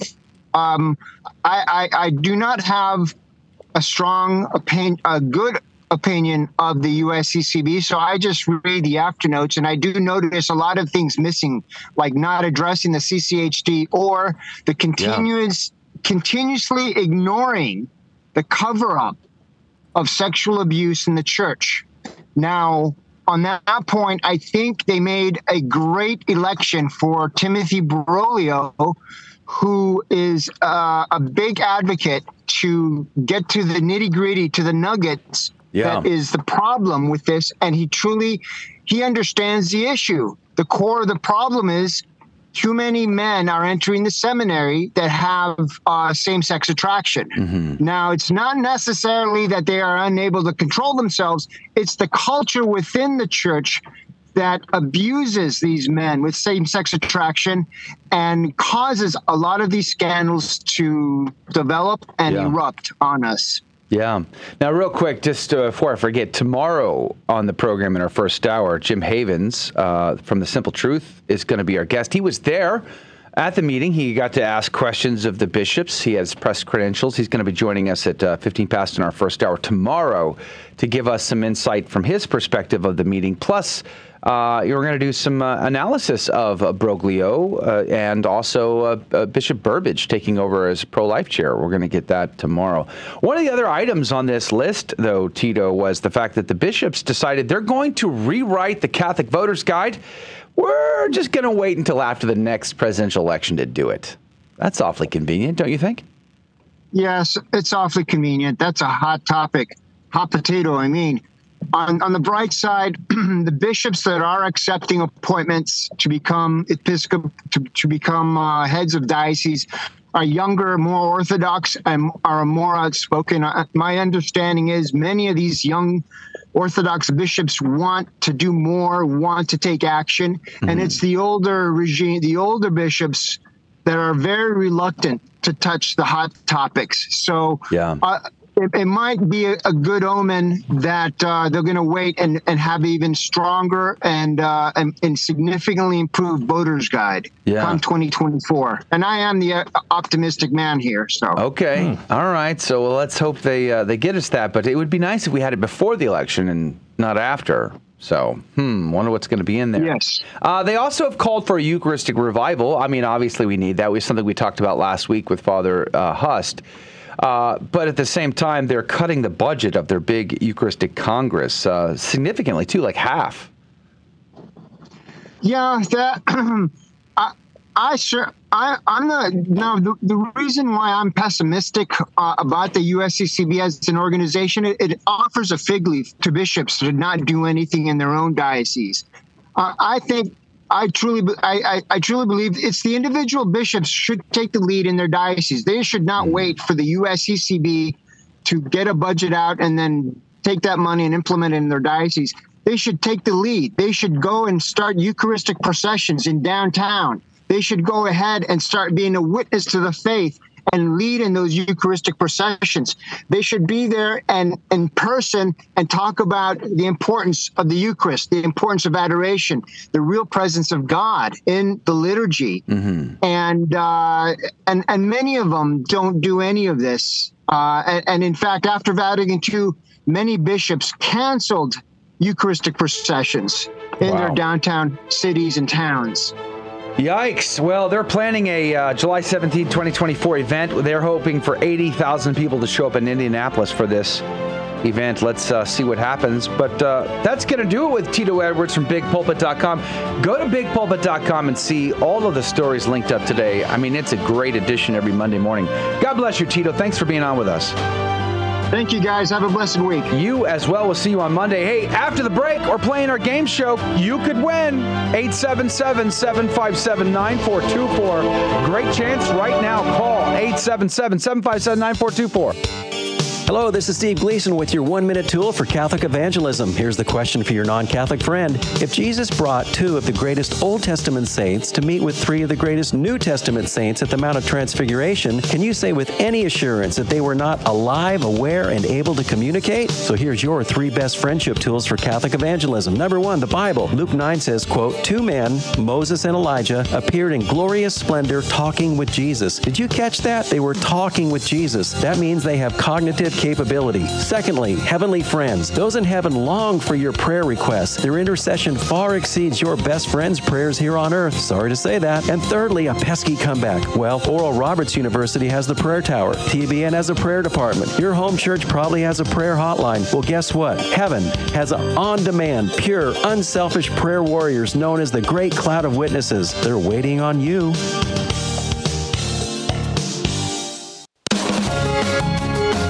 This is a Messy Family Minute with Mike and Alicia Hernon. Sometimes it can seem that our family life is humdrum, monotonous, and insignificant. But Christ began his public ministry at the wedding at Cana. When we read this account in the gospel, we're reminded that our marriage, our ordinary family life, is important to God. Our Lord and Our Lady love our families, and they are present with us. They desire to change what is ordinary into the extraordinary. The Lord can take our simple and everyday tasks and make them holy. Like the servants at the wedding at Cana, we need to notice when we run out of wine, when we run out of joy, when we run out of love. It is then that we turn to Our Lady and ask for her help. She can bring Christ into our lives, our ordinary water, and transform it into wine. And when we invite Christ into our lives to transform us, he creates the best wine of all. For more advice, ideas, and encouragement, visit us at messyfamilyproject.org. Welcome to another round of Fear and Trembling, the Catholic trivia game show that helps you work out your salvation by the seat of your pants. It's a 50-50 chance and prizes are involved. Avoid the weeping and gnashing of teeth. Call now to take your shot, 877-757-9424. And now, your host, Joe McClain. Praise be to Jesus Christ. Welcome back to Catholic Drive Time and Fear and Trembling, a Catholic trivia game show with secrets and agendas. And it ought to be interesting this week to be honest with you, because it's Thanksgiving week and a lot of people are on vacation, which means less people in your cars listening. So if you've always wanted to play, but you were like, I don't know, or you always wanted to win, and you're like, well, guess what? This week is your week, because less people playing means more opportunity for you. Less days playing. So we're only going to play for 3 days, not 5. So your chances of winning are fantastic. 877-757-9424. That phone number is wide open to you. Call right now. First caller gets to play the game at 877-757-9424. I'm going to give you that number one more time. 877-757-9424. There are, as I say, a few things we like to do on the down low, right? Keep it between us, but number one, we like to teach the faith. We look for teachable moments in the questions where you're going to learn something about the faith that you did not know before. Praise be to God. Number two, you're going to have a good time in the process. It's a laugh. We enjoy it. We like laughing with you. And then we give out prizes, which means we are incentivizing you. Some might say manipulating you, but nonetheless, you could learn, laugh, or win. Praise be to God. And we are appreciative of that. But here's the kicker. Here's the secret sauce on all of this. I don't ask the caller the questions. They don't need to know the answers. Instead of asking them, I shall ask Rudy. I shall ask Adrian. One of which will give us a correct answer. The other will give us an incorrect answer. And then the caller will have 15 seconds on the clock to make a decision. Whomst do they trust more, Rudy or Adrian? Knowing very well they can trust me, they have to make a decision nonetheless. And then every right answer goes into the coffee cup of divine providence to win this week's prize. Rudy, what could they win? Praise be to God. This week our sponsor is an alphabet agency. What? CDT. Oh, I thought you meant something or it's other. CDT. I got it. And we got a very special prize pack we're putting together. There's going to be some really nice goodies that are going to just increase your prayer life. They're going to make you more fulfilled. What? It's going to be fantastic. We're going to put that together and send it out to you at the end of the week, which happens to be on Wednesday. So as Joe said, there are a lot of chances to win this CDT prize pack this week. That is amazing. Praise be to God. All right, CDT, thank you for your generous gift, giving out prizes to our audience so that we can bless them. We are so grateful to you, Catholic Drive Time. It's kind of weird thanking myself and you and Adrian. But nonetheless, okay, you could just thank me. I have done so. All right, let's go to the phones. Now, we did get several calls, actually. So praise be to God. If you don't get on today, call back tomorrow. You'll have your chance. But Marina, good morning to you. Good morning. How are you? I'm doing great, thank you. Lovely name. Now, where are you calling from, Marina? Houston, Texas. H-Town, hold it down. Are you an Astros fan? Are you Yes. The real question is, are you a Texans fan?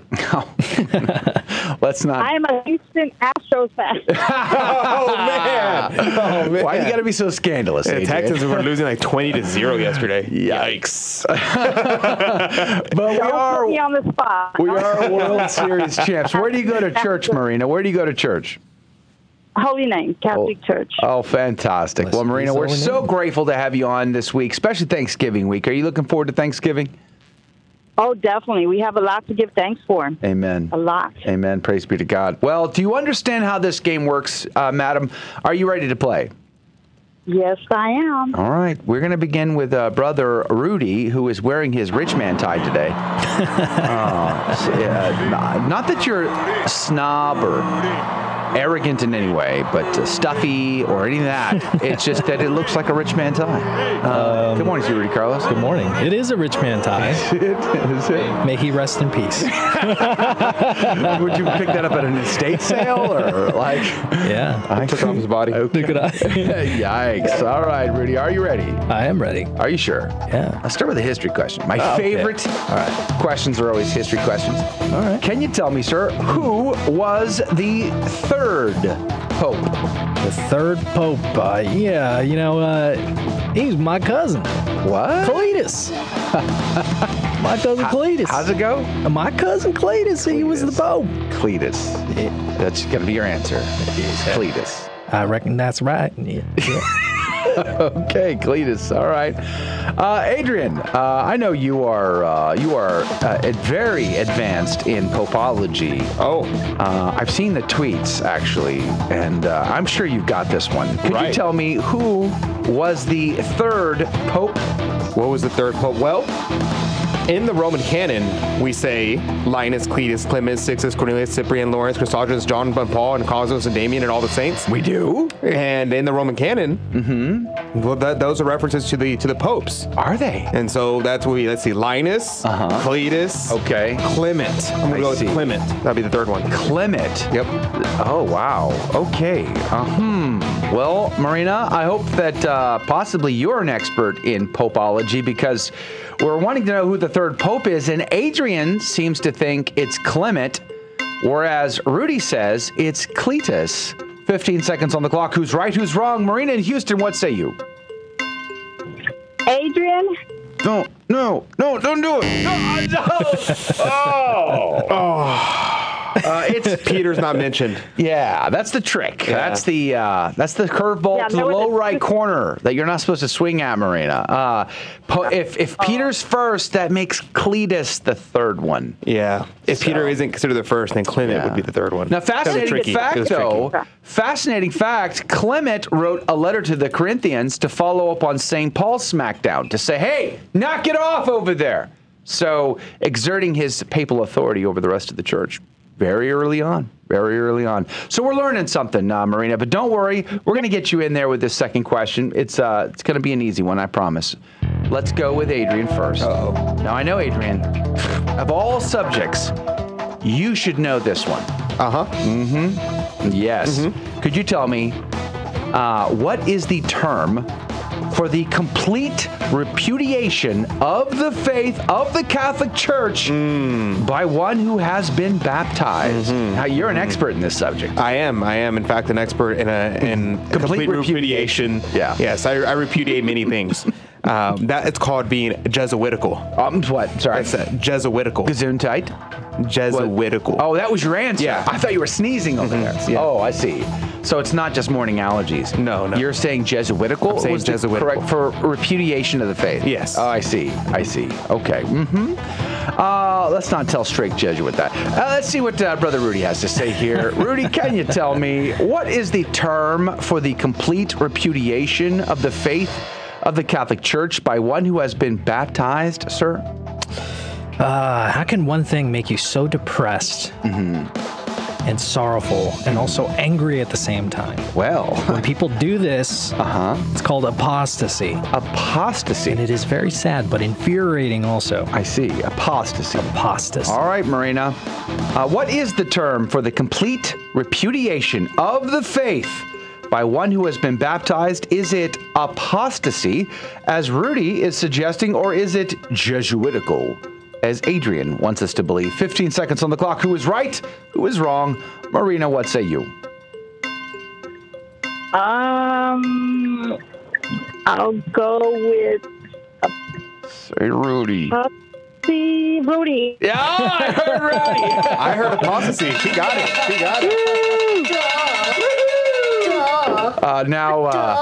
It is apostasy is the correct answer. But to Adrian, let's just be honest. Are you just like because you went to St. Thomas High School in Houston? Everything Jesuit. Everything is the opposite, opposite world. But no, the Jesuitical has a term. It means kind of like using language to confuse. Basically, is what it uses. You're saying it's become synonymous. And it's actually it's a long history. Actually, it's an interesting history. All right, maybe in the after show. Apostasy is the correct answer. You're in the cup, Marina. You could win.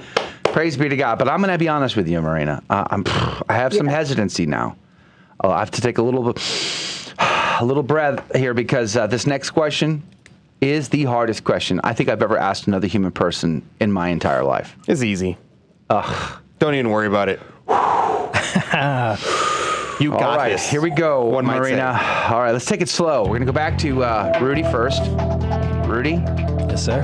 Where is the Holy See located? The Holy See, where our blessed Lord walked upon the water. Galilee. Sorry, what? Yeah, the Holy See is in Galilee? That's right.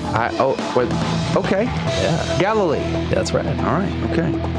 Adrian, I'm not sure you can see anything holy, but nonetheless, could you ask or answer for me, where is the Holy See located, sir? Yes, the Holy See, S-E-E, referring to the sedilia of the Pope. Okay. That'd be Rome. Rome. You're just going to go Rome, Italy, not Rome, Texas. Just for clarification. I was a little confused. Yes, I understand. People get those two confused. I talking about Georgia. I almost booked the pilgrimage. One time I went to Paris, Texas, and I was like, oh, I'm in France? Not quite the same. People get confused, man. All right, so you're saying Rome. I'm saying Rome, Italy. All right, Marina. Is the Holy See located in Rome, Italy, or is it located in Galilee in Israel? 15 seconds on the clock. Who is right? Who is wrong? Marina, what say you? Galilee. No, go the other way. No, the other way. Say Adrian. Yo, Adrian! He said the other way. Very, very good. You're right, Marina. It was, in fact, Rome, Italy, Galilee, where he walked on the water. It's not where the Holy See is located. In fact, the gospel that we heard yesterday was the Matthew 24 and the coming destruction of Jerusalem. They got out of town fast because they knew the signs, because our Lord told them. And they moved. St. Peter moved to Antioch, and then he moved on to Rome. He was in Rome twice, actually. The second time he was martyred. And that is where his see has been ever since, and that's where his successors are. God love you, Marina. You're in for two. You could win. You're going to have to tune in Wednesday, actually, to figure out whether or not it's God's holy will your name comes out of the cup. Marina, thanks for playing our game and having a laugh with us today. We really enjoy it. Thank you all. We're gonna Go Astros. Go Astros. We're going to put you on hold there, Marina. Don't go anywhere. But that's going to do it. If you want to join us in the after show to talk directly about whatever it is you'd like to, go to grnonline.com/CDT. By the way, I'll share with you what my grandfather gave to me on Saturday. God love you. God bless you. Thank you for joining us on Your Catholic Drive Time, where it is our pleasure to keep you informed and inspired. Join us Monday through Friday at the same time, right here on your favorite Catholic radio station. Don't forget to connect with us. Just go to facebook.com/Catholic Drive Time. Again, that's facebook.com/Catholic Drive Time. Be sure to share more than just us today. Share Jesus with everyone you meet. Bye now, and God love you.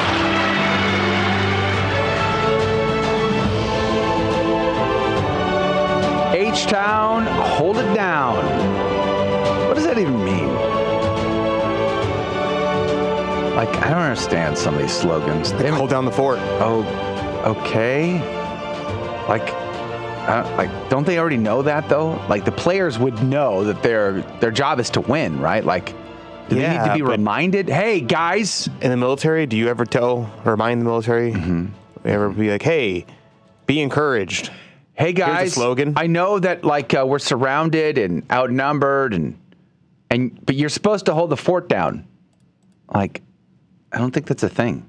No? In fact, I remember when we were at boot camp and we were doing hand-to-hand combat training, and we'd be in like a pit of sorts.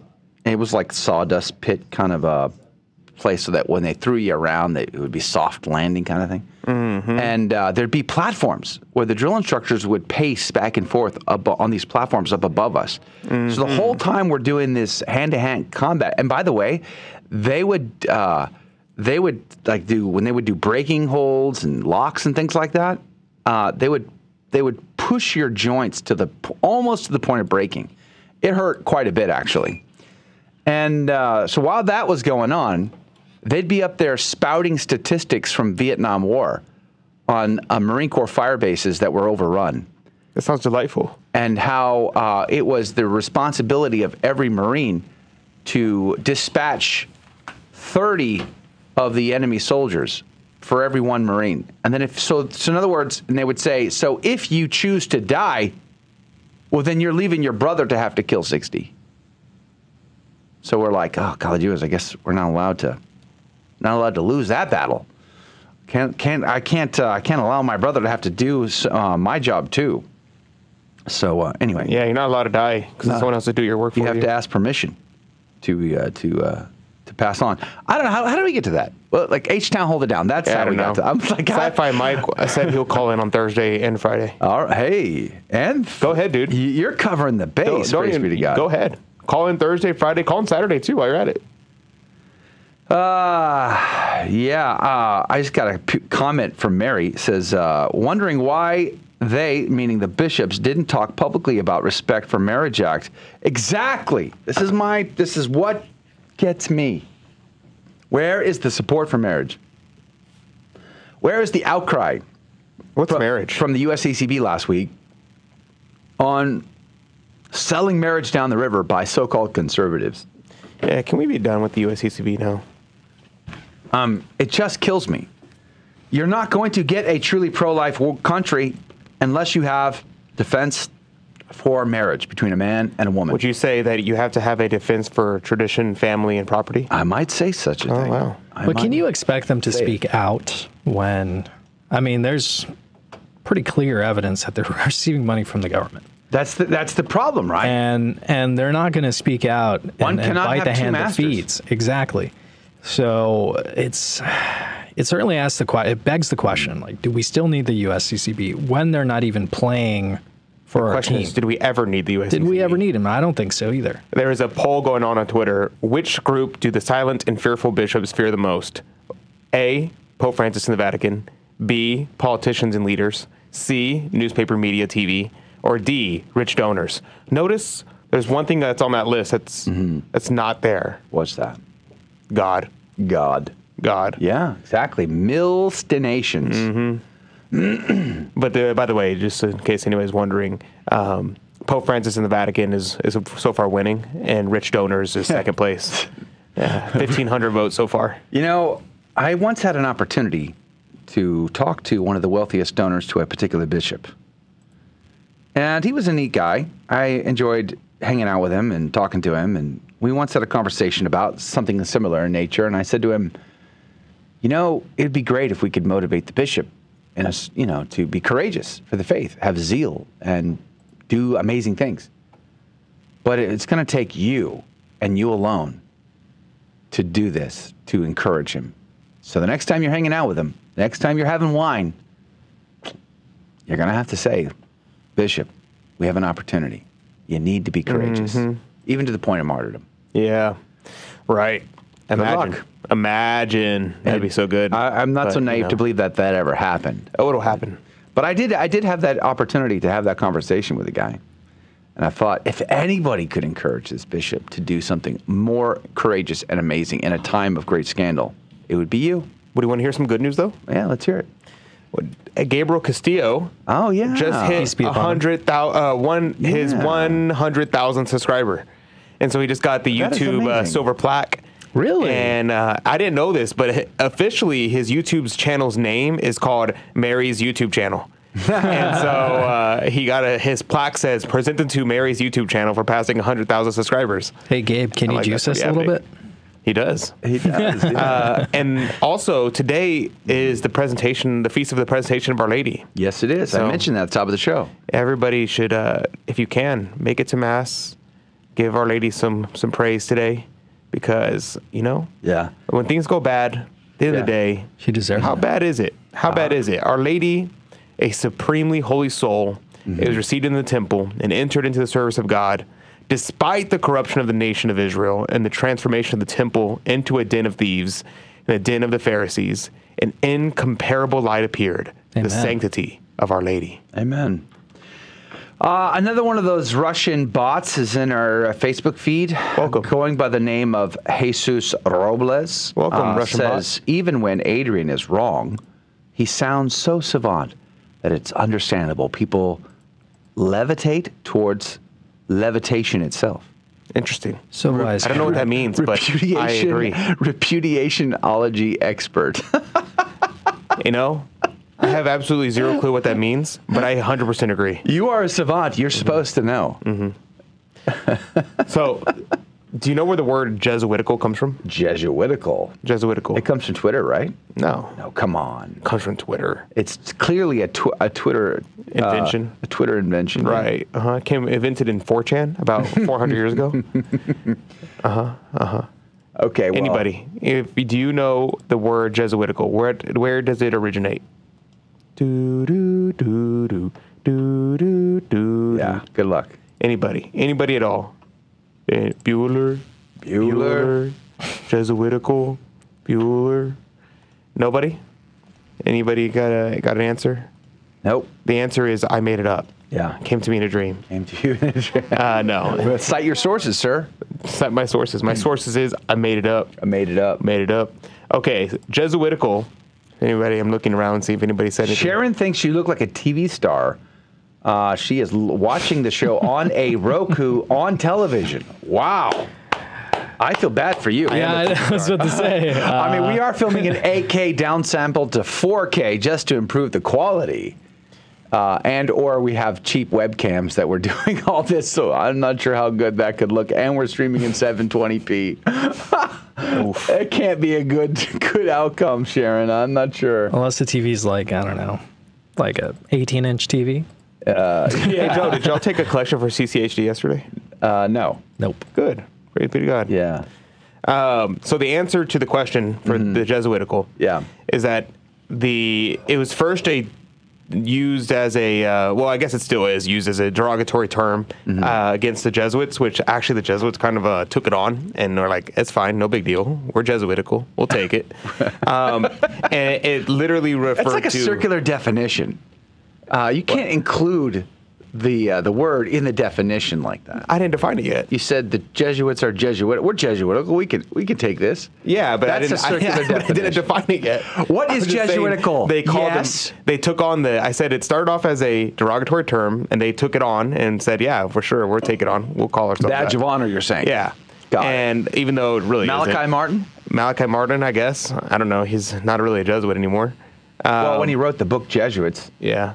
But the Jesuitical, so it came into use because the Jesuits were well known for, they would use mental reservations quite a bit. And so there was a debate between the Dominicans and the Jesuits on whether or not mental reservations were okay. And it's kind of like the idea that you have one thing in mind when you're saying another thing. So for instance, I might say, there are no Jews in my basement, but really there are Jews in my attic. And so you're using mental reservation to say, hey, I'm saying there's no Jew, or you say there are no Jews here. And by here, you mean the front porch. But you know that the Nazis are thinking, in your home. Yeah. And so that's a mental reservation. Allowing them to be deceived. To be deceived, yeah. And so you're allowing them to think that that's what you mean, even though you know it. That's called a mental reservation. And there is a debate in medieval church, or post-medieval church, I suppose, that is whether or not that was okay. The Jesuits were very well known for promoting mental reservations in certain circumstances like that. So it'd say like, oh, is your... So someone might call, this is an example they give in their moral manuals. If you're a secretary and your boss says, tell them I'm not in, you can't lie, because then you'd be lying to people when they call in, they ask to see your boss, and you're like, my boss is not in. Yeah. So the Jesuits said, well, what you can say is you could say he's not available, even though he is available, but what you mean is he's not available to you. Right. And so therefore you can say it and not be lying. Yeah. And so that's a mental reservation. So there was a debate between the Jesuits and Dominicans whether that was okay. And because of that, it was given the term Jesuitical, because you can never tell if a Jesuit was being honest or truthful because they were always using mental reservations. It became so widespread and overly used because really, even the Jesuits, they would say, no, you're not really supposed to use mental reservations all the time. It's supposed to be used in particular circumstances. But it became so widespread and used that it was like, that's what it became. So it kind of became synonymous with like sly, crafty, with deceiving, conniving. That's kind of what it became used as. And the other thing was equivocating terms, which goes right along with the mental reservations, where they would use one word and mean another. Even though because you have the two uses of it, it's like the difference between, I don't know, there, and there. They would equivocate and use the terms interchangeably to try to confuse people. So that would happen a lot. And so the term Jesuitical became used to describe that action. And so people who do things like that, they would say, you're so Jesuitical. And then the Jesuits took it on and were like, yeah, we are, but and so they used Jesuitical in a Jesuitical way, and was like, "Yeah, we are. We equivocate because we're so nuanced." I mean, and then they make to distinguish, so we equivocate. Yeah, and so it's Anyway, well, so praise be to God. Thanks for the history lesson. You're welcome. Jesuitical. That's why I'm the 10th grade champion history student of the year at Judson High School. Joe, let's hear about this watch you got. So can I just say that when you go to a restaurant and you're on carnivore and you say, I can only have the meat, the look of contortions that I receive. I mean, just it's like you got three heads. What like one lady, she's chewing on for like 2 minutes. She's like, well, okay, you can only have meat, huh? Yeah, I can only have meat. All right, well, I got some green beans that are soaked in meat juice. I can only have the meat. Well, how about some potatoes? I can only have the meat. I got carrots that are great. I'm like, lady, I don't understand why you can't understand the language. Am I speaking a foreign language? I can only have the meat. And the restaurants I went to over the weekend, they all brought extra stuff. And I'm like, I told you I could only have the meat. Why do you waste food? My grandma's going to get mad at me because I'm wasting this food. Like, you have to eat the food. Like, it's this rule. If you're giving food, you got to eat the food. You can't just waste the food. So now I'm pressured to find someone else to eat this food because it can't be wasted. Anyway, so I was hanging out with my dad and my grandparents. My grandparents, my grandfather's just turned 90, been married 70 years. Well, on Saturday, through my father, I was gifted this family heirloom. I'm trying to show it. The camera here is horrendous, and it's just so bright. How can I darken that up? Let's see if I can darken this up so you guys can see it better. Let's see if that makes any diff. Oh, yeah. Yeah. All right, so this pocket watch here, was given to my father recently, and on the one condition that he give it to me. And then on Saturday, he gifted it to me in front of my grandparents, and it was a pretty emotional experience, to be honest with you. This watch was purchased in 1950 by my grandfather when he was 18 years old. My grandfather was in the Army. He went to Korea. And he bought this watch for $35 in Indiana, Huntington, Indiana, a jeweler shop. Gave it to his father, and his father kept it until he died. So this was a pretty special thing for me. Although the picture is not in focus, there was me receiving it from my grandfather. I don't know why my dad didn't focus better, but he didn't.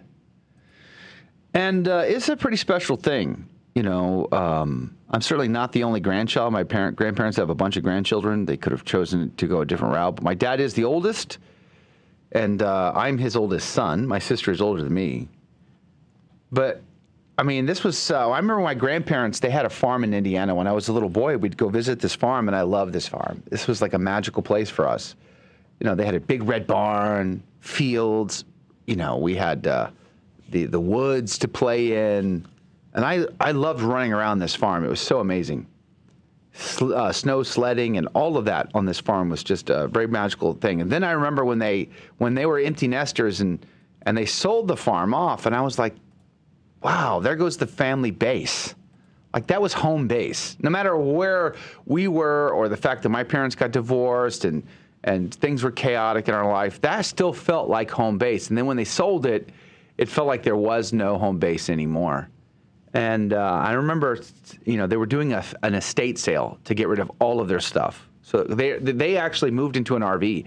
Well before there were van lifers and full-time RVers on YouTube, decades before. My grandparents lived full-time in an RV for many years, actually. They are part of they're Protestants, they're part of the Sojourners, and they would just drive from one location to the other doing missionary work. And they sold off all their property. I remember telling my dad, go in there, find something. Got to get us something, Dad. Like an heirloom of some kind. I felt like I wanted something. Didn't get it. Now, I did get a shotgun from my dad, but I don't think that belonged to anybody but him. It's a nice shotgun, by the way. I like it. But this felt special, and because it belonged to my great-grandfather, and he had purchased it. It does not work. So here's the question. Do I find someone to fix it?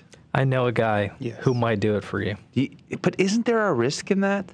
No, this guy's good. If we take this apart. Nah, dude, this guy is good. If we have to replace some of the inner workings, doesn't that cheapen this thing? No. Or do you keep it to have something that doesn't work? Or do you keep it as is? Well, what are you going to do with it? It's a question of philosophy. Treasure it and pass it on to one of my sons. It's a question of philosophy, right?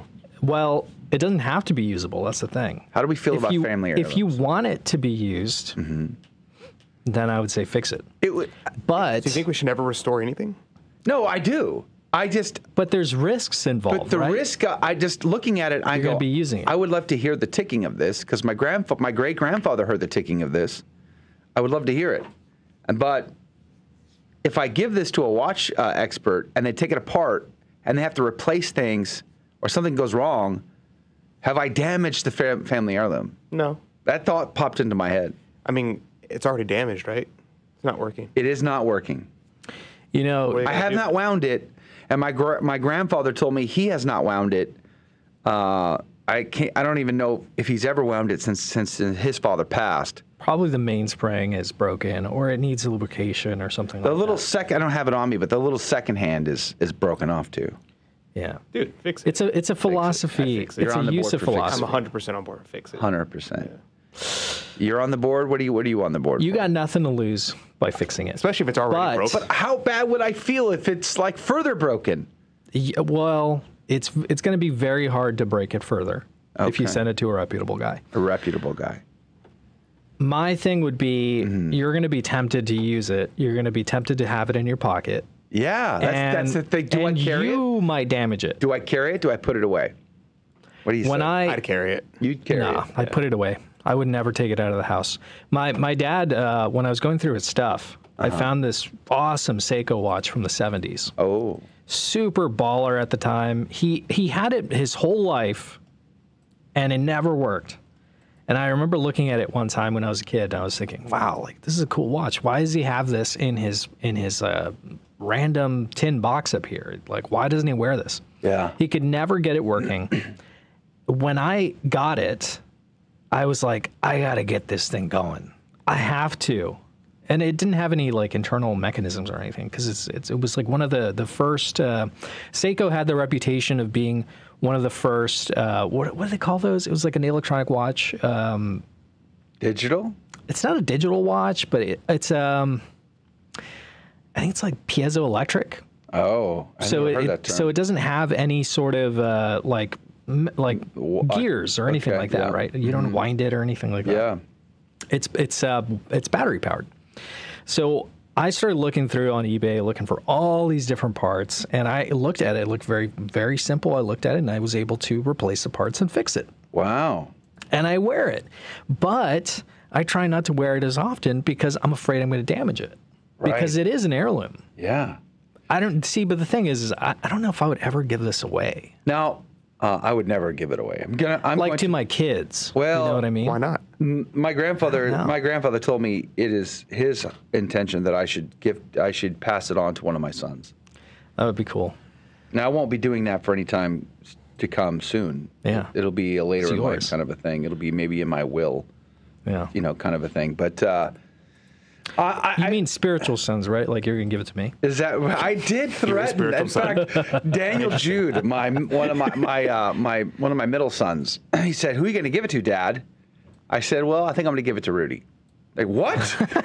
I said, if I give it to one of you, you're just going to argue over it. What's the point in that? Oh, no. He looked at me like I was like, I'm kidding. I'm not going to give it to Rudy. That's funny. I wouldn't take it, dude. They're going to... It's got to be your traditional patriarchal family. Give it to the How oldest. do you feel about that, though? It's like, I'm the Marine Corps way. Rank matters. And oldest is the bigger rank. Youngest is the lower rank. Yeah, I mean, that's just how it is. So you give it to the firstborn, right? Yeah. And so here's the thing: you gotta establish that whenever you're their children, that there is a social hierarchy, and that hierarchy is important.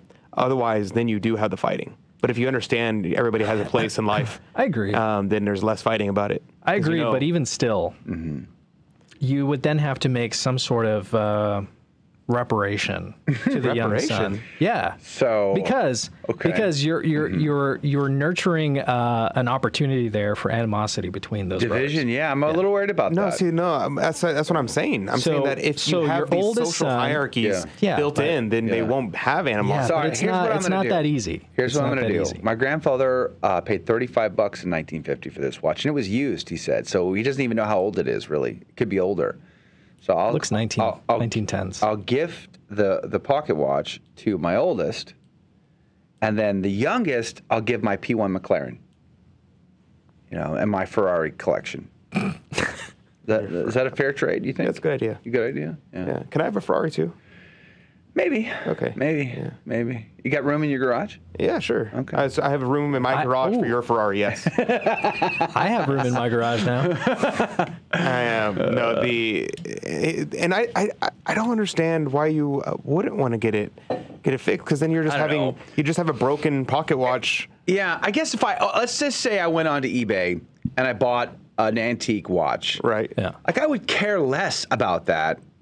But this one belonged to my great-grandfather. But, let's say it breaks. So, I don't know. I'm overthinking it. But let's say it does break whenever they go to get it fixed. Let's say it's damaged further. What if they crack the crystal? If they crack the crystal, how would they do the glass? I don't know. But what if they did? Then I would be like, oh, you've got to be kidding me. You can replace that, though. But that wouldn't be the one my grandfather touched. My great-grandfather touched. It'd be a different one. Well, it wouldn't break unless they tried to replace it. They have to take the whole thing apart, don't they? So when you take away a pocket watch, the only thing that's holding it into the case is called the stem, the crown. The crown has this long piece that goes into the watch. It's almost like the piece of the crown that you see on the outside. And then there's this long stem that's being held in there. It's got a groove, and there's a little notch. You pull it out, and then the whole mechanism comes out. So it's not like you're going to break anything. Okay. The person, if this is a very special watch, well, sentimentally it is. I doubt. Custom. I doubt it's worth a lot of money. If it's a custom watch, you have the risk of breaking parts, and you might not be able to get it. But a lot of these things are interchangeable. Sci-Fi says, and it just needs a cleaning. Most likely. You should pass it along while you are still around, when you know who you will give it to. I don't know. I don't want to give it up just yet. Yeah, hang on to it. Hang on to it. Put it in a case. Do you guys think I should fix it? Let us know in the comments whether or not you think I should have it repaired or not. I'm inclined to say yes. I'm just nervous about it because of the sentimental value of it. It would crush me to know that. You know who would probably do it for you for free? I'm willing to pay. It's a worthy endeavor. There's a guy, if you guys know about Magic the Gathering, the card game. No. He used to be an announcer, like a sports announcer for this card game. Yeah. And sports announcer for a card game. Yeah, so like esports, But this is like actual like a card game. Okay. Strategy game. So this guy I think he still does that. But he, on the side, has a wristwatch revival channel. And he has a bunch of videos where he takes apart watches just like the one you have. And some of them are sent to him. They're sentimental and stuff. So, yeah, God, he's like an expert. Wow. He's a total expert. Is this the guy you were saying I have a guy? Or you got a different guy? Yeah, this is the guy. That's the guy. I would send it to him. And do you have his contact information? I'll send it to you. We'll put it in the chat. Wow. Cool. His stuff is so cool. I mean, he just takes everything. It's like, man, it's mind-blowing. Yeah. It's like was it AMSR? AMSR? What is those lines of videos where you just kind of watch them and you're just like ASMR? ASMR? Yeah. No, I think going back to the question of passing things on, I really think Monica's on the board for fix it. A lot of these things you gotta establish early on. Yes, and I get your point, but Rick Wall says fix it. You're missing the emotional point here. Okay. Because there's emotions involved, Yeah. The younger brother's always going to feel like he didn't get enough. Yeah, I agree. And I've got that's the emotional component. I've got 4 sons, and they're all not. 3 of them are not going to be getting great grandpa's watch. Yeah. Yeah, but here's what I mean. This is what I mean. If you don't set it up this way, that's when emotions get involved, because then it feels like you're choosing. Because we didn't set the expectation. Right, to begin exactly. with. But if this is the social system that we live in, then that's just the way it is. And yeah, people may be upset about it, but it's not going to be the end of the world. Whereas if you just choose, okay, this is my favorite child, so you're getting it. Well, that's whenever you're like, holy moly, Dad loves him more than me. So it had nothing to do with love. This is the way things work. So, and that's the way. Obviously, there's emotions involved in everything, but whenever you have things set up that way, it kind of detaches a little bit from it. So it's not as personal in terms of like, it's like a personal slight against you, because it's not a personal slight. You may still be sad about it. You may still be upset about it, because yeah, sure, I want those things. But at the same time, it's not going to be a personal offense. That's what I mean. Well, let's just see how it goes. Now, I'm inclined to fix it. No, similarly related, I remember watching the behind the scenes of the making of the film Lincoln, Spielberg. Daniel Day-Lewis played Abraham Lincoln. They actually used the pocket watch of Abraham Lincoln in the film, and you can hear the ticking of that actual watch in the film itself. I thought that is super cool. So this is exactly my point Paul made. He said, cut the watch into 3 pieces and give each child a piece. That's exactly my point, actually, because that's what happens. Yeah. That's what happens today, is because we feel the need to give to everybody equally. Because of that, whenever a father has his land, his property, and they want to pass it down, what happens? They sell off the land and they divide the money to all the kids instead of just passing on. This is why we don't have generational wealth. That's why we're not building an aristocracy at all, is because you should have this land, you pass on to your son, he grows the land, and so on and so forth, and it continues that way. Whereas now, it's like, oh, but I need to give a piece of the pie to every single one of my kids, so let me sell off my entire property, and I'll give this part to this person, this part to that person, and that is what happens. Now, obviously, there was always the case where you gave some inheritance to different kids. It wasn't that the eldest son got all of it, but he did get the lion's share of it. Always. Yeah. So I'm watching one of these videos that you just sent over. I'm sharing my desktop, Adrian, if you want to share it. But where this guy takes apart these watches. Now, I had seen some of his videos before. He's an expert. And he's got all the gear, too. It is actually pretty cool to watch him take these things apart. It is amazing how small the components are. Most of them were handmade. The tooling on the inside, you take for granted because machines do that nowadays. But all of that stuff was done by hand. So cool. It's amazing. The craftsmanship that's been lost. And this, I think, if I'm not mistaken, this guy buys watches off eBay, fixes them up, and resells them. Right? Yeah, I don't know if he resells them, but he might. He might, yeah. It would need a guy like this to do the work, I think. I can't just give it to anybody. For sure. It has to be cared for, properly. Brick Wall says, get it fixed, wear it, and then give it to your eldest grandson, who is a McLean. Ooh. Skip a generation. That'll upset some people. All right, God love you guys. Thanks for hanging out with us today. We really appreciate it. Tomorrow on the program, we have Eric Sammons. We're going to be talking about digital currency and the fall of crypto. And Jim Havens is going to be on to give us his analysis of the USCCB meeting as well. They did not defend marriage. Why is that? All that and more on tomorrow's show. Do join us if you can. If you're off this week, happy Thanksgiving to you. We'll see you then. God love you. Jesus is a friend of mine. Jesus is my friend. Jesus is a friend of mine. Don't do it, it won't get done. If God don't do it, what up with that? Oh, what up with that? What up with that? What are we talking about? Come on, man.